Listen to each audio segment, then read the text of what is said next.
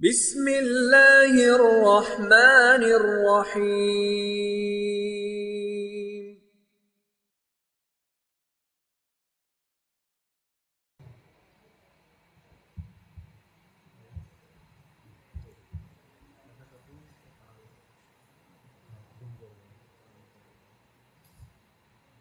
अस्सलामु अलैकुम वरहमतुल्लाहि वबरकातुहू। अल्हम्दुलिल्लाहि रब्बिल आलमीन वस्सलातु वस्सलामु अला अशरफिल अंबिया व सय्यिदिल मुरसलीन नबीना मुहम्मदिन व अला आलिहि व सहबिहि अजमईन व मन तबिअहुम बि इहसान इला यौमिद्दीन। अऊज़ु बिल्लाहि समील अलीम मिनश शैतानिर रजीम मिन हमज़िहि व नफ़्ख़िहि व नफ़्थिहि। बिस्मिल्लाहिर्रहमानिर्रहीम। वलिर्रिजालि नसीबुम मिम्मा तरकल वालिदानि वल अक़रबून वलिन्निसाइ नसीबुम मिम्मा तरकल वालिदानि वल अक़रबून मिम्मा क़ल्ल मिन्हु औ कसुर नसीबम मफ़रूज़ा। सबसे पहले हर तरह की हम्द और सना, तारीफ और तौसीफ अल्लाह रब्बुल इज़्ज़त की लायक और ज़ेबा है, जिसने हमको दुनिया में इम्तिहान के लिए पैदा किया और दुनिया में बहुत सारी चीज़ें हमारे इम्तिहान के लिए पैदा की। अल्लाह ताला ने दुनिया में हमको इम्तिहान के लिए पैदा किया है और बहुत सारी चीज़ें हमारे इम्तिहान के लिए पैदा की हैं। वो चीज़ें जो अल्लाह ताला ने हमारे इम्तिहान के लिए पैदा की हैं, उसमें से एक बड़ी अहम चीज़ है माल। माल दुनिया में हम इंसानों का बहुत बड़ा इम्तिहान है। यानी कितना बड़ा इम्तिहान है, इसका अंदाजा इस बात से लगाइए कि क़यामत के दिन 5 सवालात होने वाले हैं, जिनका जवाब दिए बगैर बंदे को अपने कदम हिलाने की भी इजाजत नहीं होगी। उन 5 सवालों में 2 सवाल मुस्तकिल इंसान से उसके माल के बारे में होंगे। यानी अगर मान लें कि क़यामत के दिन जो क्वेश्चन पेपर आने वाला है वो 100 नंबर का है, तो 100 में से 40 नंबर सिर्फ माल के बारे में। यानी क़यामत के दिन एक इंसान की कामयाबी और नाकामी का 40% इन्हिसार इस पर है कि दुनिया में माल के साथ उसका ताल्लुक कैसा था। अगर हम माल के मामले में अपने आप को अल्लाह की नाफरमानी से बचा ले गए तो 40% हमारे इम्तिहान इंशाअल्लाह ताला कामयाब है। माल कितना अहम है और माल का कितना इतना बड़ा है, लेकिन इसके बावजूद क़यामत के दिन बहुत बड़ी तादाद में ऐसे लोग होंगे जो नमाज में, रोजे में, हज में, ज़कात में निकल जाएंगे, माल के मामले में आकर के फंस जाएंगे। अच्छी खासी तादाद ऐसे लोगों की होगी। तो माल बहुत बड़ा फितना है, खासतौर पे इस उम्मत के लिए तो माल और भी बड़ा फितना है। अल्लाह के नबी ने फरमाया लिकुल्लि उम्मतिन फितना व फितनतु उम्मति अल माल। हर उम्मत का एक फितना होता है, हर उम्मत को अल्लाह ताला किसी न किसी चीज से आजमाता है। मेरी उम्मत का फितना क्या है? माल। यानी मेरी उम्मत के लोगों की सबसे शदीद आजमाइश और सबसे ज्यादा लोगों की आजमाइश किस चीज में होगी? माल के मामले में होगी। अच्छे खासे लोग पकड़े जाएंगे। माल का मामला अल्लाह ताला के यहाँ बहुत ही सेंसिटिव मामला है। इतना सेंसिटिव मामला है कि अल्लाह के नबी ने फरमाया युग़फ़रु लिशहीदिन कुल्लु दम इल्ला दैन।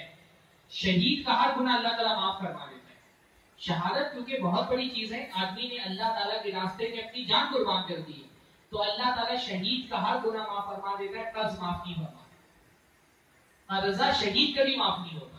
अगर उसके ज़िम्मे किसी का माल था और वो माल उसने नहीं लौटाया, अपनी जान कुर्बान करके भी उस गुनाह को माफ नहीं करवा सकते। बल्कि हदीस में अल्लाह ने फरमाया अगर कोई शख्स अल्लाह के रास्ते में शहीद कर दिया जाए, उसको दोबारा जिंदा कर दिया जाए, फिर शहीद कर दिया जाए, उसको दोबारा जिंदा किया जाए, फिर शहीद कर दिया जाए, 3 मरतबा भी अगर वो शहीद हो जाए तो भी उसके ऊपर का कर्ज अल्लाह ताला माफ नहीं करता। माली हुकूक हमारे दीन में इतने ज्यादा है और माल की लालच इतनी खतरनाक है कि इंसान के दीन ईमान को तबाह करके रख देती है।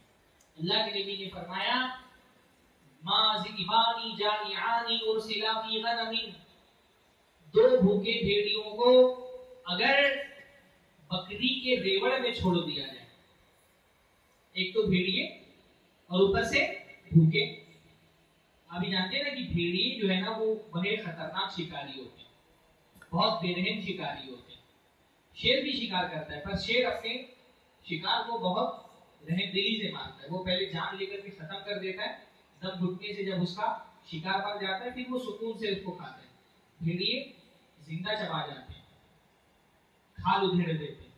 तो भेड़िए हैं और वो भी क्या है, भूखे। फरमाया दो भूखे भेड़िए अगर किसी बकरी के रेवड़ में छोड़ दिए जाएं तो वो भेड़िए बकरियों को उतना नुकसान नहीं पहुंचाएंगे जितना नुकसान माल और ओहदे की लालच इंसान के दीन को पहुंचाती है। माल इतनी खतरनाक चीज है। जैसे कि बताया कयामत के दिन बहुत सारे लोग आएंगे, नमाज रोजा हज ज़कात उसमें पास हो जाएंगे, माल में आके फेल हो जाएंगे। अल्लाह की बड़ी मशहूर हदीस है कि मिस्कीन अल्लाह के साथ मेरी की उम्मत मिस्कीन कौन है? मिस्कीन कौन है? अल्लाह के नबी ने सहाबा से पूछा। सहाबा ने अल्लाह के नबी मिस्कीन वो है मन ला दिरहम लहू वला मता, जिसके पास दिरहम और दिनार ना हो, साजो सामान ना हो। तो नबी ने फरमाया नहीं, मेरी उम्मत का मिस्कीन कौन है? जो क़यामत के दिन आएगा, याती भी सलाती व सियामी व ज़काती, नमाज़ें लेकर के आएगा, रोजे लेकर के आएगा, ज़कात लेकर के आएगा। ये नमाज पढ़ने वाला होगा, बेनमाजी नहीं होगा, रोजेदार होगा, इवन ज़कात भी देने वाला होगा। लेकिन याती मच्छता महाजा, इस हालत में आएगा कि किसी को गाली दी होगी, किसी पर तोहमत लगाई होगी, वो अकला माला हाजा, और किसी का माल खाया होगा, वसफक दमा हाजा, ये किसी का खून बहाया होगा। तो नमाज रोजा हज ज़कात सब में पास हो जाएगा, माल में आकर के फेल हो जाएगा। अल्लाह ताला उसके बदले में उसकी नेकियां लेकर के मुस्तहिकीन में बांट देगा, या मजलूमों का गुनाह उठा करके इसके सर पे डाल के इसको जहन्नम में डाल देगा। तो माल का मामला बहुत हसास है, इसलिए हमारे दीन ने माल के मामले में बहुत ताकीद फरमाई है। यानी आप देखेंगे कि माल के हकदार कौन है, इस मामले में कुरान मजीद ने बहुत तफसील के साथ बयान किया है। आमतौर पे कुरान मजीद में आप देखेंगे कि जो अहकाम होते हैं उनमें डिटेल कुरान मजीद के अंदर बयान नहीं होता। इजमाली हुक्म कुरान में होता है, तफसीलात आपको हदीस में देखनी पड़ती है। पर माली मसाइल में खास तौर पे कि माल किसको देना है, इस मामले में आप ये देखेंगे कि कुरान मजीद ने सारी तफसीलात कुरान ही में बयान कर दी है। यानी कुरान दो बुनियादी तौर पर दो जो है वो माल तकसीम करने के बहुत अहम तरीन मौके होते हैं, एक ज़कात का माल और एक विरासत का माल। इन दोनों मालों के मुस्तहिक कौन है, ये दोनों माल किसको दिए जाएंगे, इसकी तकरीबन पूरी डिटेल आपको कुरान ही में मिल जाती है। सूरह तौबा में अल्लाह रब्बुल आलमीन ने ज़कात के मुस्तहिकीन का बयान कर दिया है, और सूरह निसा में अल्लाह ताला ने विरासत के मुस्तहिकीन का बयान कर दिया है। ये इस मामले में कुरान मजीद ने अहादीस में कुछ बयान करने के लिए नहीं छोड़ा, बेशतर मामला कुरान मजीद ने ही बयान कर दिए। क्यों बयान किए गए? भाई नमाज के बारे में कहा नहीं मुस्सला, नमाज कायम करो, पर नमाज कैसे कायम करना है वो तफसीलात आपको अहादीस में मिलेगी। हज के बारे में फरमाया अतीमुल हज वल उम्रता लिल्लाह, अल्लाह के लिए हज उम्रा करो, और हज उम्रा के अरकान मनासिक वो कहां बयान किए गए? हदीस में बयान किए गए। पर ज़कात के मामले में और विरासत के मामले में, इन दोनों मामलात में डिटेल के साथ बता दिया विरासत का माल कैसे कैसे तकसीम किया जाएगा, कौन कौन उसके मुस्तहिक है, और ज़कात का माल भी डिटेल के साथ कुरान में बयान कर दिया कि ज़कात के मुस्तहिकीन कौन कौन है, किन किन लोगों में ज़कात तकसीम की जाएगी। ये इस वजह से हुआ ताकि एक आम मुसलमान को भी इन दोनों माली मामलात में इल्म रहे, क्योंकि आम मुसलमान के बारे में यही तसव्वुर किया जाता है कि कम से कम कुरान एक मर्तबा को वो समझ करके पढ़ेगा, और एक मर्तबा भी अगर बंदा कुरान समझ करके पढ़ ले तो उसको पता चल जाएगा ज़कात किसको देनी है, उसको पता चल जाएगा विरासत कैसे तकसीम होगी, अगर एक मर्तबा भी कुरान पढ़ ले। लेकिन अफसोस के साथ ये कहना पड़ता है, हम 10वीं मर्तबा कुरान हमारे सामने से गुजरता है, लेकिन ना ज़कात हम सही हाथों में देते हैं, ना विरासत सही से तकसीम करते हैं। इस्लाम में माल की तकसीम का दो निज़ाम है ना, विरासत का निज़ाम और ज़कात का निज़ाम। ये दोनों निज़ाम अगर सही बुनियादों पर मुआशरे में कायम कर दिए जाएं, गुर्बत खत्म तो नहीं कर सकते, किसी भी मुआशरे में गुर्बत खत्म नहीं होगी, पर गुर्बत को बहुत हद तक कंट्रोल कर सकते हैं, उसकी जो नुकसानात है वो बहुत हद तक कम कर सकते हैं। कब? जब विरासत सही तरीके से तकसीम की जाए और ज़कात का माल मुस्तहिक कर दिया जाए। पर हमारे मुआशरे में बहुत अफसोस के साथ ये कहना पड़ता है, ये दोनों जो निज़ाम है करप्ट हो चुके हैं। ना ज़कात सही हाथों में जा रही है, ना विरासत सही से तकसीम हो रही है। और उसकी बुनियादी वजह हमारी जहालत है, हमारी लाइल्मी है। ना हमको ज़कात के बारे में सही अहकाम का इल्म है। जिसकी जो मर्जी में आ रहा है ज़कात के माल को तो जैसे लगता है खिलवाड़ बना लिया, जो जिसकी मर्जी में आ रहा है ज़कात जिसको चाह रहे थे, ज़कात ले रहे मस्जिद में लगा दे रहे, ज़कात ले रहे कर्जा बांट रहे, ज़कात लोगों से ले रहे और उसको जो है वो अनाज बना करके, कभी कामी बना के, कभी कंबल दे करके तकसीम कर रहे हैं गरीबों के। मतलब कोई जैसे लगता है शरई हुक्म नहीं बल्कि मजाक बन करके रह गया। बहुत सारे बैतुल माल है जहां जारी लोग की हुक्मरानी है, उलमा की कोई निगरानी नहीं है, उलमा से कोई ताल्लुक नहीं है, अपनी मर्जी से ज़कात दे करके अपनी मर्जी से जहां मर्जी में आ रहा है तकसीम कर रहे हैं, दावतें खिला रहे हैं और उसमें अमीर गरीब किसी की कोई ख्याल नहीं, जो जहां में आ रहा है जिसकी मर्जी में आ रहा है दे रहे हैं, लूट खसोट। अब ज़कात की लूट खसोट मची हुई, कोई पूछने वाला नहीं है। ज़कात की वसूली पे 20-20, 40-40, बार जगहों पर 50-50% तो वसूली पर कमीशन लिया जा रहा है। मैं बात लोगों को जानता हूं 1-1 करोड़ रुपए सिर्फ कमीशन में ज़कात ले ली, ज़कात वसूल करने कमीशन खा लिया। तो एक तो ज़कात का निजाम पूरा करप्ट होकर के रह गया, दूसरा विरासत का निजाम जो दीन की हक़ानियत की दलीलों में से एक दलील थी। इस्लाम में इतने डिटेल के साथ विरासत के अहकाम बयान किए वो किसी दीन में नहीं पाए जाते। भाई हर दीन में असल में क्योंकि माल एक बुरी चीज है ना, तो माल के मसाइल आपको किसी मजहब में नहीं मिलेंगे, क्योंकि उनका तो माल बुरी चीज है, उसको तो त्याग दो, छोड़ दो, जो कि बन जाओ, संन्यास ले लो। हर मजहब में तो माल के हवाले से ये फिक्र है। इस्लाम क्योंकि माल को अल्लाह की नेमत करार देता है, तो इस नेमत को तकसीम करने का बहुत तफसील के साथ बयान भी मौजूद है आपको। इसलिए विरासत के अहकाम जितनी बारीकी के साथ हमारे दीन में बयान किए गए किसी और मजहब में आपको नहीं मिलेंगे विरासत के अहकाम इस तरह से। पर मैं अपना मुशाहदा ये बता रहा हूं कि हमारे यहाँ 80 से 90% विरासत की तकसीम गैर शरई तरीके से होती है। मुश्किल से 10, 15, 20% लोग जो अहले इल्म में से हैं और अल्लाह ताला का तकवा रखने वाले वो विरासत की सही तकसीम करते हैं, वरना बेशतर लोग विरासत सही तकसीम नहीं करते। या तो जहालत की वजह से कि जानते ही नहीं कि विरासत कैसे तकसीम करना है। अच्छा, नहीं जानने वालों का इलाज क्या है? नहीं जानने वालों का इलाज है कि उलमा से पूछ ले। अल्लाह ने फरमाया इन्नमा शिफाउल अय्यी अस्सवाल, जहालत का इलाज है कि सवाल कर लिया जाए। एक तो जानते भी नहीं है, ऊपर से किसी आलिम से पूछते भी नहीं। विरासत के मामले में शरीयत के बजाय समाजी रिवायात का बोलबाला है।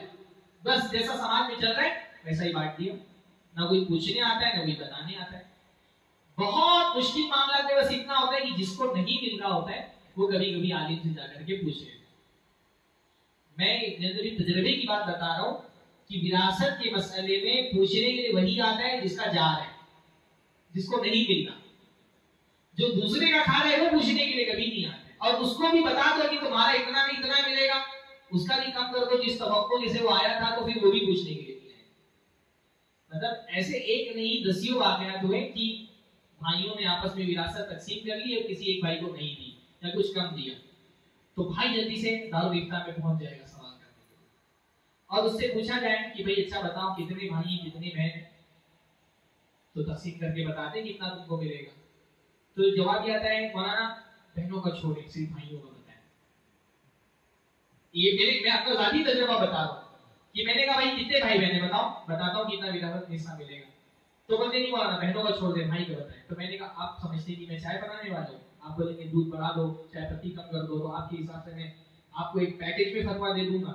हाँ, ये कोई पैकेज वाला दीन है कि आपके पैकेज के हिसाब से फतवा बना करके दे दिया जाएगा। तो बेशतर लोग तो दीनी मसाइल का इल्म नहीं रखते, इसलिए और फिर पूछने के लिए भी जाते, और मुझे पूछने के लिए आ भी जाते तो वो ये चाहते नहीं कि शरीयत के हिसाब से हुक्म बताया जाए, वो ये चाहते उनके हिसाब से फतवा दे दिया जाए। हालांकि ये कोई छोटा मसला नहीं है। विरासत की तकसीम का मसला बहुत हसास मसला है, बहुत अहम मसला है। आप कुरान मजीद की आयतें पढ़ें, अल्लाह ताला ने शुरुआत में क्या फरमाया, यूसीकुमुल्लाहु फी औलादिकुम, अल्लाह ताला तुमको वसीयत करता है। जहां विरासत का हुक्म बयान हुआ, अल्लाह ताला डायरेक्ट भी बयान कर सकता था कि भाई लड़कों को इतना दे दो, लड़कियों को इतना दे दो, पर हुक्म बयान करने से पहले अल्लाह ने क्या फरमाया, यूसीकुम, ये अल्लाह की वसीयत है। वसीयत किसको कहते हैं? किसी हुक्म के अंदर अगर ताकीद पैदा करना हो तो क्या कहा जाता है, ये वसीयत है ना। हुक्म के लिए अरबी में क्या लफ्ज आता है? हुक्म के लिए क्या लफ्ज आता है अरबी में? अम्र। तो अमरकुमुल्लाह भी अल्लाह ताला कह सकता था ना, लेकिन अल्लाह ने अमरकुमुल्लाह नहीं कहा, यूसिकुमुल्लाह का। अम्र में और वसीयत में क्या फर्क होता है? अम्र सिर्फ हुक्म होता है, वसीयत में हुक्म के साथ साथ ताकीद भी होती है, यानी अल्लाह ताकीदी तौर पे तुमको हुक्म दे रहे हैं। फिर जब पूरी सूरत के अंदर जब बता दिया गया कि हिस्सा कितना है, तो आगे अल्लाह ताला रब्बुल आलमीन ने क्या फरमाया? वसीयतम मिनल्लाह, ये अल्लाह ताला की तरफ से वसीयत है। शुरू में कहा यूसिकुमुल्लाह, आखिर में कहा वसीयतम मिनल्लाह, बीच में फिर आगे अल्लाह ने फरमाया तिलका हुदूदुल्लाह, ये अल्लाह ताला की हदें हैं। यानी ये मसला सिर्फ ये नहीं कि लोगों का हक है, ये हक किसने तय किया है? अल्लाह ताला ने तय किया है। जो इन हुकूक में गड़बड़ी करेगा, कमी जाती करेगा, जिसका जितना हक बन रहा है उसको उतना हक नहीं देगा, वो अल्लाह ताला का मुजरिम है, क्योंकि ये हदें जो हैं ये अल्लाह ने तय की है। इन्हीं आयतों में फरमाया फरीदतम मिनल्लाह, ये अल्लाह की तरफ से तय किया गया फरीजा है। नसीबन मफरूजा, ये अल्लाह रब्बुल आलमीन ने हिस्सा फर्ज कर दिया है, ये अल्लाह ताला ने तय किया हिस्सा। नहीं तकसीम करोगे अल्लाह की नाफरमानी होगी। जब आयत विरासत खत्म हो गई, अल्लाह ने फरमाया वमन युतिइल्लाह व रसूलहु युदखिलहु जन्नातिन तजरी मिन तहतिहा अल-अनहार, ये अल्लाह ने हिस्से तय कर दिए। अब जो अल्लाह ताला की इताअत करेगा अल्लाह उसको जन्नत में दाखिल करेगा। वमन यासिल्लाह व रसूलहु व यतअद्दा हुदूदहु, और जो अल्लाह उसके रसूल की नाफरमानी करेगा और अल्लाह की हदों को लांघेगा, अल्लाह रब्बुल आलमीन उसको हमेशा हमेशा के लिए जहन्नम में डाल देगा।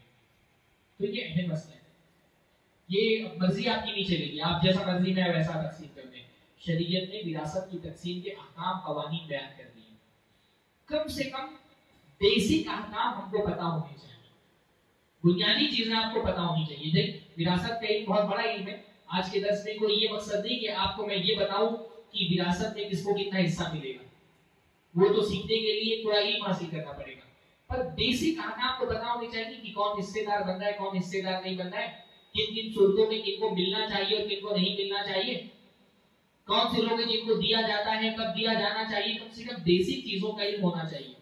मैं ये आपको बता रहा हूँ कि बेसिक चीजों का भी इल्म नहीं है। हालांकि विरासत का मसला एक ऐसा मसला है जिसका ताल्लुक मुआशरे के हर फर्द से, औरत से भी है, मर्द से भी है। भाई शरीयत के बहुत सारे अहकाम होते हैं जिनका ताल्लुक सिर्फ औरतों से होता है, मर्दों से नहीं होता। तो उन मसाइल का इल्म सिर्फ औरतों को हासिल करना चाहिए, मर्दों पे वाजिब नहीं, जैसे हैज़ और निफास का इल्म। कुछ मसाइल होते हैं जिनका ताल्लुक मर्दों से होता है, औरतों से नहीं होता, जैसे तिजारत है, तो मर्द उसका इल्म हासिल कर रहे हैं, औरतों को उसका इल्म हासिल करना वाजिब नहीं है। कुछ मसाइल होते हैं जिनका ताल्लुक बालिगों से होता है, नाबालिगों से नहीं होता, है ना। जैसे नमाज बालिगों को पढ़नी है, रोजा बालिगों को रखना है, नाबालिगों का मसला नहीं। पर विरासत का मसला ऐसा है जिसका ताल्लुक बालिग अफराद से भी है और नाबालिग अफराद से भी है। बल्कि वो बच्चा जो अभी माँ के पेट में है, एक दिन का भी है, उसका भी विरासत से ताल्लुक है ना। और विरासत का ताल्लुक मर्दों से भी है, औरतों से भी है, बूढ़ों से भी है, बच्चों से भी है। मर्द और औरत के बीच की जो सिंफ होती है जिनको मुहन्नस कहा जाता है, हाँ थर्ड जेंडर, उनसे भी विरासत का ताल्लुक है, उनके मुतालिक भी विरासत में अहकाम बयान हुए। तो ये एक ऐसा मसला है जिसका ताल्लुक हम में से हर किसी से, हर फर्द से, इसलिए इसकी कम से कम बेसिक नॉलेज होनी चाहिए। आज के दर्स में इंशाअल्लाह ताला इख्तिसार के साथ, बहुत तफसील में नहीं, मैं कुछ गलतियां आप लोगों के सामने रखूंगा जो विरासत की तकसीम में होती है। कुछ गलतियां, सारी गलतियां नहीं, कुछ गलतियां। इससे आपको एक बेसिक आइडिया समझ में आ जाएगा कि भाई विरासत की तकसीम में ये गलतियां नहीं होनी चाहिए। फिर आगे इंशाअल्लाह ताला जब आपकी जिंदगी में कभी किसी की विरासत की तकसीम का मरहला आए तो आपकी जिम्मेदारी क्या है, जो विरासत के माहिर उलमा हैं उनसे रुजू करके उनकी निगरानी में विरासत को तकसीम किया जाए। ठीक है, तो कुछ गलतियां मैं आपके सामने रखता हूं। पहली गलती विरासत की तकसीम में क्या होती है, वक्त पर विरासत तकसीम नहीं करना। सबसे बड़ी और विरासत के मामले में सबसे ज्यादा जो चीज जुल्म का सबब बनती है वो क्या है, टाइम पर विरासत तकसीम नहीं होती। अब विरासत तकसीम करने का टाइम क्या है, वही आदमी की मौत होगी। अब ऐसा तो नहीं होगा कि मौत होते ही साथ जो है फौरन उसकी विरासत तकसीम कर दी जाए। अभी तो लोग गम में हैं, तकलीफ में हैं, तो ऐसा तो इधर बना और उधर विरासत की तकसीम का मरहला शुरू हो जाए। ठीक है, इंसान की मौत हो गई, उसकी तजहीज़ व तकफीन का इंतजाम कर दिया जाए, उसके ऊपर जो कर्जा था वो अदा कर दिया जाए, उसने जो वसीयत की थी वो अदा कर दी जाए। 2, 4, 5, 10 दिन, 1 हफ्ता, 2 हफ्ता, 1 महीना, जिंदगी को नॉर्मल होने में कितना टाइम लगता है? 1 महीने में तो लोग नॉर्मल हो जाते हैं। चलिए बहुत बड़ा काम है, कोई जवान इंसान की मौत हो गई है, 2 महीना 3 महीना 4 महीना, उसके बाद तो जिंदगी मामूल पर आ जाती है ना, लोग हंसने बोलने लगते हैं, चीजें ठीक ठाक हो जाती हैं, लोगों का दिल जो है वो उससे गम से हल्का हो जाता है। अब बैठो, हिसाब किताब लगाओ, उस बंदे ने जो कुछ छोड़ा है उसकी मिल्कियत में वो क्या क्या है, कौन कौन से लोग उसके वारिस बन सकते हैं, सबको साथ में जमा करो, तकसीम करो विरासत। 4 महीना 5 महीना। हमारे यहाँ सूरत हाल ये की 2 3 नस्लें खत्म हो जाती है, विरासत तकसीम ही नहीं हो रही। ऐसे मसाइल आते हैं, अब्बा का इंतकाल हो गया, उनसे पहले दादा का इंतकाल हो गया था, दादा के अब्बा का भी इंतकाल हो चुका था, तब से जमीन जायदाद तकसीम ही नहीं होती। अब उसमें क्या होता है ना, उसमें बहुत सारे जुल्म की शक्लें फिलहाल हो जाती है। विरासत तकसीम नहीं होती तो क्या होता है, किसी एक वारिस के हाथ में सारा माल है, वो अकेले फायदा उठा रहे, दूसरे वारिसिन महरूम है उससे, तो दूसरे वारिसिन के साथ जुल्म हो रहा है ना। कोई घर है, घर का किराया आ रहा है, अब हक तो ये था कि किराया भी सारे वारिसों में बराबर बराबर तकसीम किया जाए, पर क्योंकि विरासत की तकसीम हुई नहीं, एक ही आदमी पूरा किराया खा रहा है। बात मर्तबा माँ है वही पूरा किराया ले रही है, बात मर्तबा बीवी है वही पूरा किराया ले रही है, खेती बाड़ी हो रही है, सारा अनाज एक ही वारिस लिए जा रहे हैं, कारोबार है, फायदा एक ही बेटा उठा रहा है, बाकी दूसरे बच्चों को कुछ नहीं मिल रहा है। फिर उसमें ये होता है कि फिर वारिसीन में से भी किसी की मौत हो जाती है, उसकी जिंदगी खत्म हो गई, उसको विरासत में हिस्सा ही नहीं मिला, तो वक्त पर विरासत तकसीम कर देना चाहिए। 2 दिन 3 दिन 5 दिन 10-15 दिन काफी होते, 10-15 दिन के बाद इंसान नॉर्मल हो जाता है, हालात मामूल पर हो जाते हैं। जब हालात मामूल पर आ जाए फौरी तौर पे विरासत को तकसीम कर देना चाहिए। वक्त पर विरासत तकसीम नहीं करने से जुल्म के बहुत सारे रास्ते खुल जाते हैं। तो पहली सूरत तो ये होती है। दूसरी सूरत ये होती है कि बाज़ मर्तबा टाइम होने से पहले ही विरासत तकसीम कर दी जाती है। एक तो ये टाइम हो गया, एक 2 नस्लें 10-10 15-15 साल 20-20 साल बीत जा रहे हैं, विरासत नहीं तकसीम हो रही है। बाज़ मर्तबा ये होता है टाइम हुआ कि पहले विरासत तकसीम कर दी जाती है। अब टाइम क्या है विरासत तकसीम करने का, मौत के बाद विरासत तकसीम होगी ना। विरासत का मतलब क्या होता है, वो जायदाद जो इंसान मरने के बाद छोड़ करके गए, तो जब मौत होगी तब विरासत तकसीम होगी ना। बात मर्तबा जिंदगी ही में विरासत तकसीम करते हैं, होता है कि नहीं होता है। बेटा बोलता है मुझे मेरा हिस्सा देकर अलग करो, हाँ बेटा बोलता है मुझे मेरा हिस्सा देकर के अलग करो। कैसा हिस्सा भाई, बाप की जिंदगी में बेटे का कोई हिस्सा नहीं है। ये बेटे भी बोलते हैं झगड़ा करते हैं अब्बा से मेरा हिस्सा दो, तुम्हारा मेरा हिस्सा भाई। जब तक अब्बा जिंदा है अब्बा की जायदाद में बेटे का कुछ भी नहीं, बल्कि ये भी इम्कान है ना कि अब्बा की जिंदगी में ही बेटे की मौत हो जाए। तो अगर अब्बा की जिंदगी में बेटे की मौत हो गई तब तो उल्टा बेटे के माल में बाप का हिस्सा मिल जाएगा, समझ रहे ना। अगर अब्बा की जिंदगी में ही बेटे की मौत हो गई तब तो बेटे को वैसे कुछ नहीं मिलेगा, क्योंकि विरासत में क्या होता है, मुर्दा आदमी के माल में जिंदा आदमी को हिस्सा मिलता है, जिंदा आदमी के माल में मुर्दा को हिस्सा नहीं मिलता। जब भी विरासत तकसीम होगी तो ये नहीं देखा जाएगा कि कितने बेटे थे, ये देखा जाएगा कि मौत के बाद कितने बेटे बचे। अगर कोई बेटा जिंदगी में फौत हो गया तो फिर उसका हिस्सा मरने के बाद, बाप के मरने से पहले अगर बेटा मर गया तो उसका कोई हिस्सा नहीं बनता, बल्कि अगर बेटे मौजूद है तो पोतों का भी कोई हिस्सा उसके अंदर नहीं बनता। अभी वो मसला मैं आपके सामने बताऊंगा। तो होता यह है कि अभी बाप जिंदा है और बेटा बोल रहा होता है मेरा हिस्सा देकर मुझे अलग करो। अब बाप को भी नहीं पता कि बेटे को, वो भी बेचारा मजबूरी में हिस्सा दे देता है।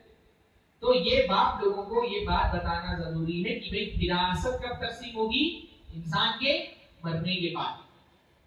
इंसान मरने से पहले अपना माल तकसीम कर सकता है, ऐसा नहीं कि तकसीम नहीं कर सकता, पर ये जो माल तकसीम करेगा वो बतौर विरासत नहीं तकसीम कर सकता है, वो बतौर हदिया तकसीम करेगा। जिंदगी में जो हम किसी को देते हैं वो क्या होता है, हदिया।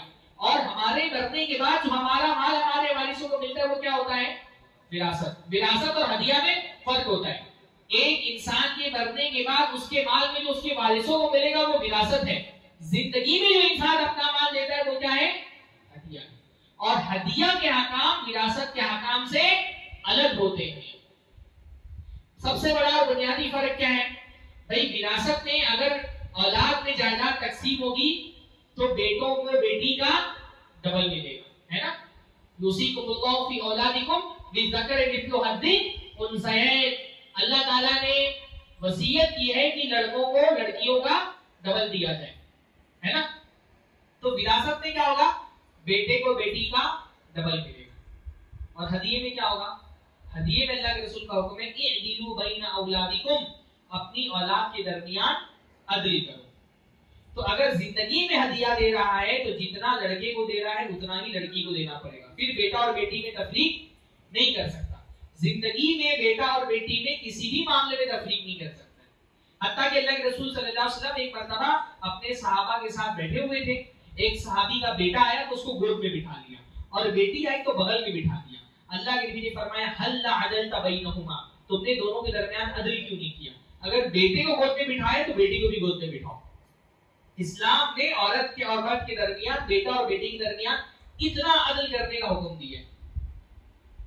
तो अगर जिंदगी में बेटा मांग रहा है, पहली बात तो बेटा हक नहीं मांग सकता, हदिया हक नहीं होता है, हदिया एहसान होता है। तो बेटा हक बोल करके नहीं मांग सकता मेरा हक दे दो, मेरा हिस्सा दे दो, तुम्हारे इसमें कोई हिस्सा नहीं। वो बतौर हदिया मांग सकता है, पर हदिया एहसान होता है, वो हक नहीं होता है। वो बाप चाहेगा तो देगा, नहीं चाहेगा तो नहीं देगा। और अगर बाप किसी एक बेटे को दे रहा है तो फिर उस पर लाजिम होगा कि जितना एक बेटे को दिया उतना ही सारे बेटों को दे, और उतना ही सारी बेटियों को भी दे। अभी बेटे को ये बात बता दी जाए तो वो नहीं मांगेगा, क्योंकि इसमें उसका नुकसान है। अगर मरने के बाद बाप की विरासत तकसीम होती तो उसको ज्यादा मिलता, क्योंकि बेटी को बेटे का आधा मिलता। लेकिन अगर जिंदगी में अपना हिस्सा मांग रहे हैं तो फिर बेटी को भी तो नहीं देना पड़ेगा जितना बेटे को दे रहे हैं। तो ये भी बहुत बड़ा जुल्म होता है। और बेचारे बहुत सारे मासूम बाप ना, उनको पता नहीं होता है, तो वो बेटे मांगते हुए बेचारे दे देते। और ऐसे बाप को मैंने देखा फिर इनका अंजाम बहुत बुरा होता है। मैंने कई लोगों, एक नहीं दसियों केसेस देखे कि जिंदगी में जो लोग अपनी प्रॉपर्टी तकसीम कर देते हैं, फिर उनके पास, मतलब ये मुआशरे की बहुत ही कड़वी हकीकत है कि बाप जो है ना उसकी खिदमत इसलिए की जाती कि ये विरासत से महरूम न कर दे। हालांकि वो विरासत से महरूम करने का हक नहीं रखता, लेकिन यानी बाप के पास अपनी बुढ़ापे में अपनी खिदमत करवाने के लिए सिवाय इस धमकी के और कोई सबब नहीं होता कि विरासत से महरूम कर दूंगा। धमकियां दे देकर की खिदमत करवाते हैं। मेरे पास एक केस आया कि वो मतलब वो दामाद आया था, उसने मुझको बताया एक आदमी बूढ़ा हो गया था बाप बेचारा, और उसके पास जो प्रॉपर्टी वो बेटों में बांट दिया। अब उस बेचारे को खुद को भी रखने को तैयार नहीं, और वो बेटी के घर पे आकर के रहना। ऐसे कितने केसेस मैंने देखे जिंदगी में। तो वो बेचारा बूढ़ा, उसको पता ही नहीं, बेटों ने बोला मेरा हिस्सा, दोस्त ने दे दिया, समझा कि ये बेटों का हिस्सा है इसके अंदर। तो ये बात समझ में आ गई ना, बाप की जिंदगी में बेटे का कोई हिस्सा नहीं होता। विरासत कब तकसीम होगी, मौत के बाद तकसीम होगी। जिंदगी में आदमी अपने माल का मालिक है, वो खाए, खर्चा करे, उड़ा दे, बेटा इतराज नहीं कर सकता उसमें। जितना उसको खर्चा करना है अपनी जात पे जितना खर्चा करे, जहां खर्च करना है वहां खर्च करेगा, बेटे इतराज नहीं कर सकते। जिंदगी में इंसान का माल उसका अपना माल होता है, उसमें कोई और दखल अंदाजी नहीं दे सकता। वो ये नहीं बोल सकता, वो चाहे तो सबका खैरात करे, चाहे तो लोगों में बांटे। बस अगर औलाद में बांटेगा तो उसको क्या करना पड़ेगा, फिर इंसाफ करना पड़ेगा। औलाद के अलावा कहीं वो खर्च कर रहा है, मस्जिद में दे रहा है, मदरसे में दे रहा है, बैतुल माल में दे रहा है, बच्चे उस पर इतराज नहीं कर सकते। बल्कि उल्टा, अगर बाप की कोई जरूरत है और उसके अपने माल से वो जरूरत पूरी नहीं हो रही तो बच्चों पर वाजिब है कि उसकी वो जरूरत पूरी करें। रिहाइश की, खाने की, खर्चे की, इलाज की, कपड़े की, जो बेसिक जरूरतें हैं वो बच्चे खर्च करेंगे। यानी अगर बाप अपने माल से वो जरूरतें पूरी नहीं कर सकता तो अल्लाह के नबी ने फरमाया, एक सहाबी आए और कहा कि अल्लाह के नबी मेरा बाप मुझसे मेरा माल मांगता है। तो अल्लाह के नबी फरमाया अंत व मालुका लिअबी, तुम और तुम्हारा माल तुम्हारे बाप का है। इसका ये मतलब नहीं कि बेटा जो कमा रहा है सब बाप का है। इसका मतलब ये कि जितना बाप की जरूरत है, और अगर बाप के पास इतना माल नहीं है कि वो अपनी जरूरत उससे पूरी कर ले, तो फिर उसकी वो जरूरत कौन पूरी करेगा, उसके बच्चे पूरी करेंगे। उनकी औलाद पर वाजिब है कि बाप को इतना पैसा दे जिससे उसकी बेसिक जरूरतें पूरी हो जाए। कब, जब बाप के पास इतना माल ना हो कि उससे वो अपनी जरूरतें पूरी करे। तो बाप जो है ना वो विरासत से पहले जो है ना वो तकसीम करे। इसी तरह से हमारे माशरे में ये भी बहुत बड़ा प्रॉब्लम है कि बाप की वफात के बाद कोई बेटा अगर अपना हिस्सा मांग ले, अभी तकसीम नहीं हुआ घर जाएगा, तो बेटे को समझते कि ये जालिम है। बहुत सारी केसेस में क्या होता है, बाप की मौत हो गई, बाद मतलब कम उम्र में मौत हो गई, अब एक बेटा बड़ा है, उसकी बीवी है, उसके बच्चे हैं, उसको जिंदगी में कुछ कारोबार करना है, आगे बढ़ना है, और दूसरे बेटे मतलब छोटे होते हैं, अभी वो शादी उनकी नहीं हुई है, वो ताली उनकी जाली है। अब और माल जो होता है ना बाप का, वो होता है बीवी के पास उसकी, यानी माँ के पास। तो माँ क्या करती है, पूरी जायदाद लेकर के बैठ जाती है। अब ये बड़ा बेटा जायदाद में अगर हिस्सा मांगे तो उसको जालिम समझते हो कि भाई इसके भाई छोटे छोटे और देखो ये अपने हिस्सा मांग रहे। भाई उसकी जरूरत है, वो अपना माल मांग रहे, उसको उसका माल दो, उसका माल देकर के उसको अलग करो, वो उसका हक है। अब वो बेचारा, अब वो बड़ा है, उसकी बीवी बच्चे, उसको भी अपनी जिंदगी आगे बढ़ानी है, उसको रिहाइश इख्तियार करनी है, उसको घर खरीदना, उसको कोई कारोबार करना है, उसके बाप की जायदाद में उसका हिस्सा है। अगर वो अपना हिस्सा मांग ले तो ये कोई ऐब की बात नहीं। अपना हिस्सा जायदाद में मांगना ये कोई गुनाह और ऐब की बात नहीं है, ये कोई कटा रहनी नहीं है, ये कोई जुल्म की बात नहीं है। यही मामला बेटियों के साथ भी होता है। बेटी अगर जायदाद में अपना हिस्सा मांग ले, लोगों को लगता है ये बहुत बड़ी जालिम है, भाइयों के बजाय, भाइयों को माफ करने की बजाय अपना हिस्सा मांग रही है। अपना हिस्सा मांगना जुल्म नहीं है। हज़रत फातिमा रज़ी अल्लाह ताला अन्हा, हालांकि उनका हिस्सा नहीं बन रहा था, लेकिन क्योंकि उनको लगा कि मेरा हिस्सा है, तो हज़रत अबू बकर से आकर के कहा कि जो मेरे वालिद अल्लाह के नबी सल्लल्लाहु अलैहि वसल्लम की फिदरत में जो जायदाद है उसमें मेरा हिस्सा दिया जाए। तो हज़रत अबू बकर ने अल्लाह के नबी की हदीस सुना दी कि अल्लाह के नबी ने फरमाया है कि हम अंबिया की जमात किसी को अपना वारिस नहीं बनाते, हम जो भी छोड़ते हैं वो सदका होता है। तो हालांकि उनका हिस्सा नहीं बन रहा था, लेकिन जब उन्होंने समझा कि मेरा हिस्सा बन रहा है तो मांगा। तो अपना हिस्सा जहां बन रहा हो वहां मांगना कोई बुरी बात नहीं है। जिसका हिस्सा, अभी मैं बताऊंगा कि बहुत सारे लोग ऐसे जिनका हिस्सा बनना है और उनको दिया नहीं जाता और वो मांग ले तो लोग गुस्सा होते हैं। तो अगर कोई भाई अपना हिस्सा मांग ले तो ये कोई कटा रहने की बात नहीं है, ये कोई रिश्ता तोड़ने वाली बात नहीं, ये कोई जुल्म की बात नहीं है। ऐसे एक मसला हमारे यहाँ पर बहुत ज्यादा होता है और उस पर भी जो है ना वो नजर रखने की जरूरत है। मसला क्या होता है, मान लीजिए कि एक आदमी है, उसका बड़ा कारोबार है और उसके बेटे, 4-5 बेटे। अब बड़ा बेटा जो है ना, जाहिर सी बात है वो पहले जवान हो गया, अब बाप उसको अपने कारोबार में साथ में ले लेता है। दूसरे बच्चे भी छोटे हैं, पढ़ लिख रहे हैं, अभी कुछ बच्चे पैदा नहीं हुए, बाद में पैदा होंगे। अब बड़ा बेटा अब्बा के साथ कारोबार में शरीक हो गया, अब्बा के साथ कारोबार में शरीक होकर वो कारोबार करता रहा। मान लीजिए कि अब्बा की वफात जो है वो 60-70 साल पे हो गई। अब अब्बा की 60-70 साल की वफात हुई, तब तक के लिए बड़ा बेटा जो अब्बा के साथ कारोबार कर रहा था, ये भी 50 साल की उम्र को पहुंच गया, ये भी 30 साल से अब्बा के साथ काम कर रहा था। इस कारोबार को खड़ा करने में उसकी भी मेहनत है। अब ये से तो अपनी जिंदगी की 30 साल कारोबार को खड़ा करने में लगा दिए, उस कारोबार से प्रॉपर्टी खरीदी गई, कारोबार को बढ़ा दिया गया, दुकानें खरीदी गई, घर खरीदा गया, सब अब्बा के नाम पे खरीदा गया। अब अब्बा की वफात हो गई और ये बंदा जो बड़ा बेटा था वो भी बुढ़ापे की दहलीज को पहुंच चुका है। अब जायदाद की तकसीम का बंधन आया। अब कुछ बच्चे अब ये भी जवान हुए, अभी वो कॉलेज से निकले, अभी स्कूल से निकले, इस कारोबार को खड़ा करने में उन्होंने कोई ताउन नहीं किया। अब जब जायदाद तकसीम होने पर आती है तो तकसीम बराबर बराबर हो रही है। अब ये बड़ा वाला लगा बोलेगा मैं 30 साल 40 साल से अब्बा के साथ काम कर रहा हूं, तो मेरा एक्स्ट्रा कुछ हिस्सा दिया जाए। ये लोग तो अभी भी पढ़ करके निकले, इस कारोबार के खड़ा करने में इन लोगों का तो कोई हाथ नहीं है, तो क्या मुझे भी उतना ही हिस्सा मिलेगा कारोबार में, घर जायदाद में, जितना इन लोगों को मिलेगा? जबकि मेरा तो कंट्रीब्यूशन ज्यादा है, मैं 30 साल 40 साल इसमें लगा दिया, मैंने अपना कोई निकाला नहीं। अगर मैं इसके अलावा कोई और कारोबार करता तो मैं भी अपनी प्रॉपर्टी बना लेता। और दूसरे बेटे जो छोटे छोटे, उनकी दलील होती है कि अब्बा की जायदाद है, दो बेटों में बराबर बराबर तकसीम होगी। अब इसमें क्या होता है, बड़े बेटे के साथ जुल्म हो जाता है। इसलिए जब किसी बेटे को अपने साथ कारोबार में शरीक करें तो उसकी हैसियत तय करने की, आप कारोबार में उसको किस हैसियत से शरीक कर रहे हैं।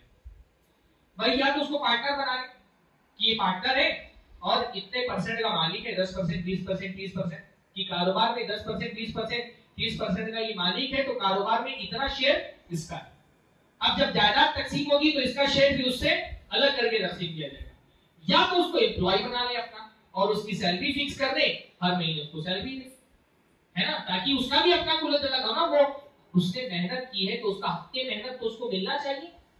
वो अपने बाप के साथ लग करके कारोबार कर रहा है तो उसका मेहनत का कोई सिला, कोई अजर तो मिलना चाहिए।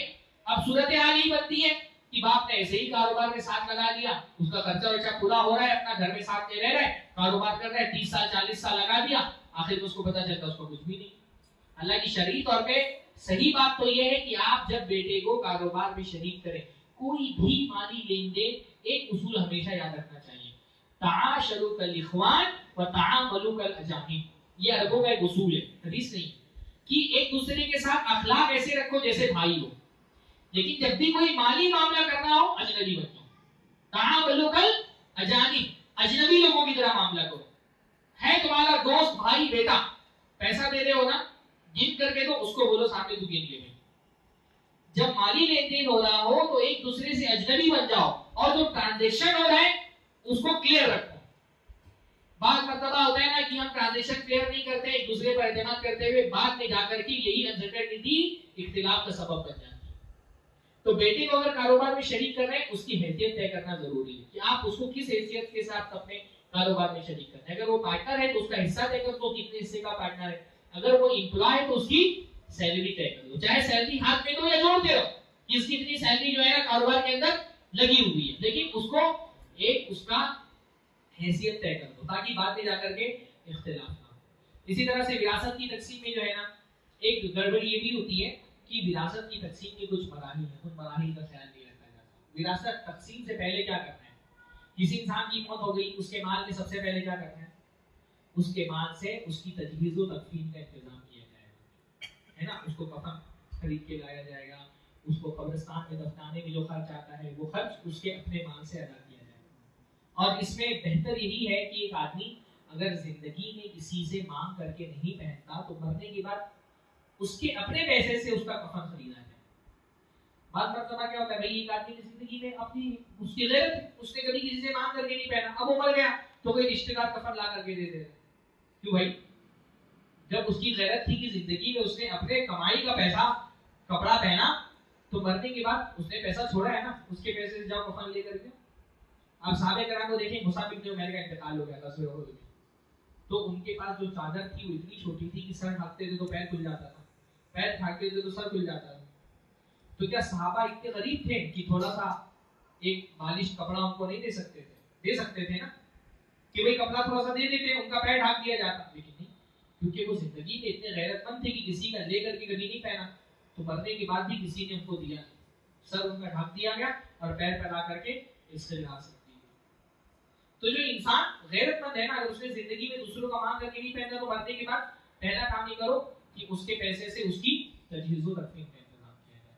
तजहीज़ व तकफीन के बाद जो उसके ऊपर कर्जा बाकी है वो कर्जा पहले उसके पैसे से लौटाया जाएगा, है ना। जिसका लिया हुआ था पहले वो दिया जाएगा। जिन जिन का कर्जा बाकी है उनके पास अगर सबूत है, और कर्ज के मामला बहुत हसास मामला है, इतना हसास मामला है कि अल्लाह के नबी सल्लल्लाहु अलैहि वसल्लम किसी इंसान की जनाजे की नमाज नहीं पढ़ाते थे अगर उसके ऊपर कर्जा हो तो।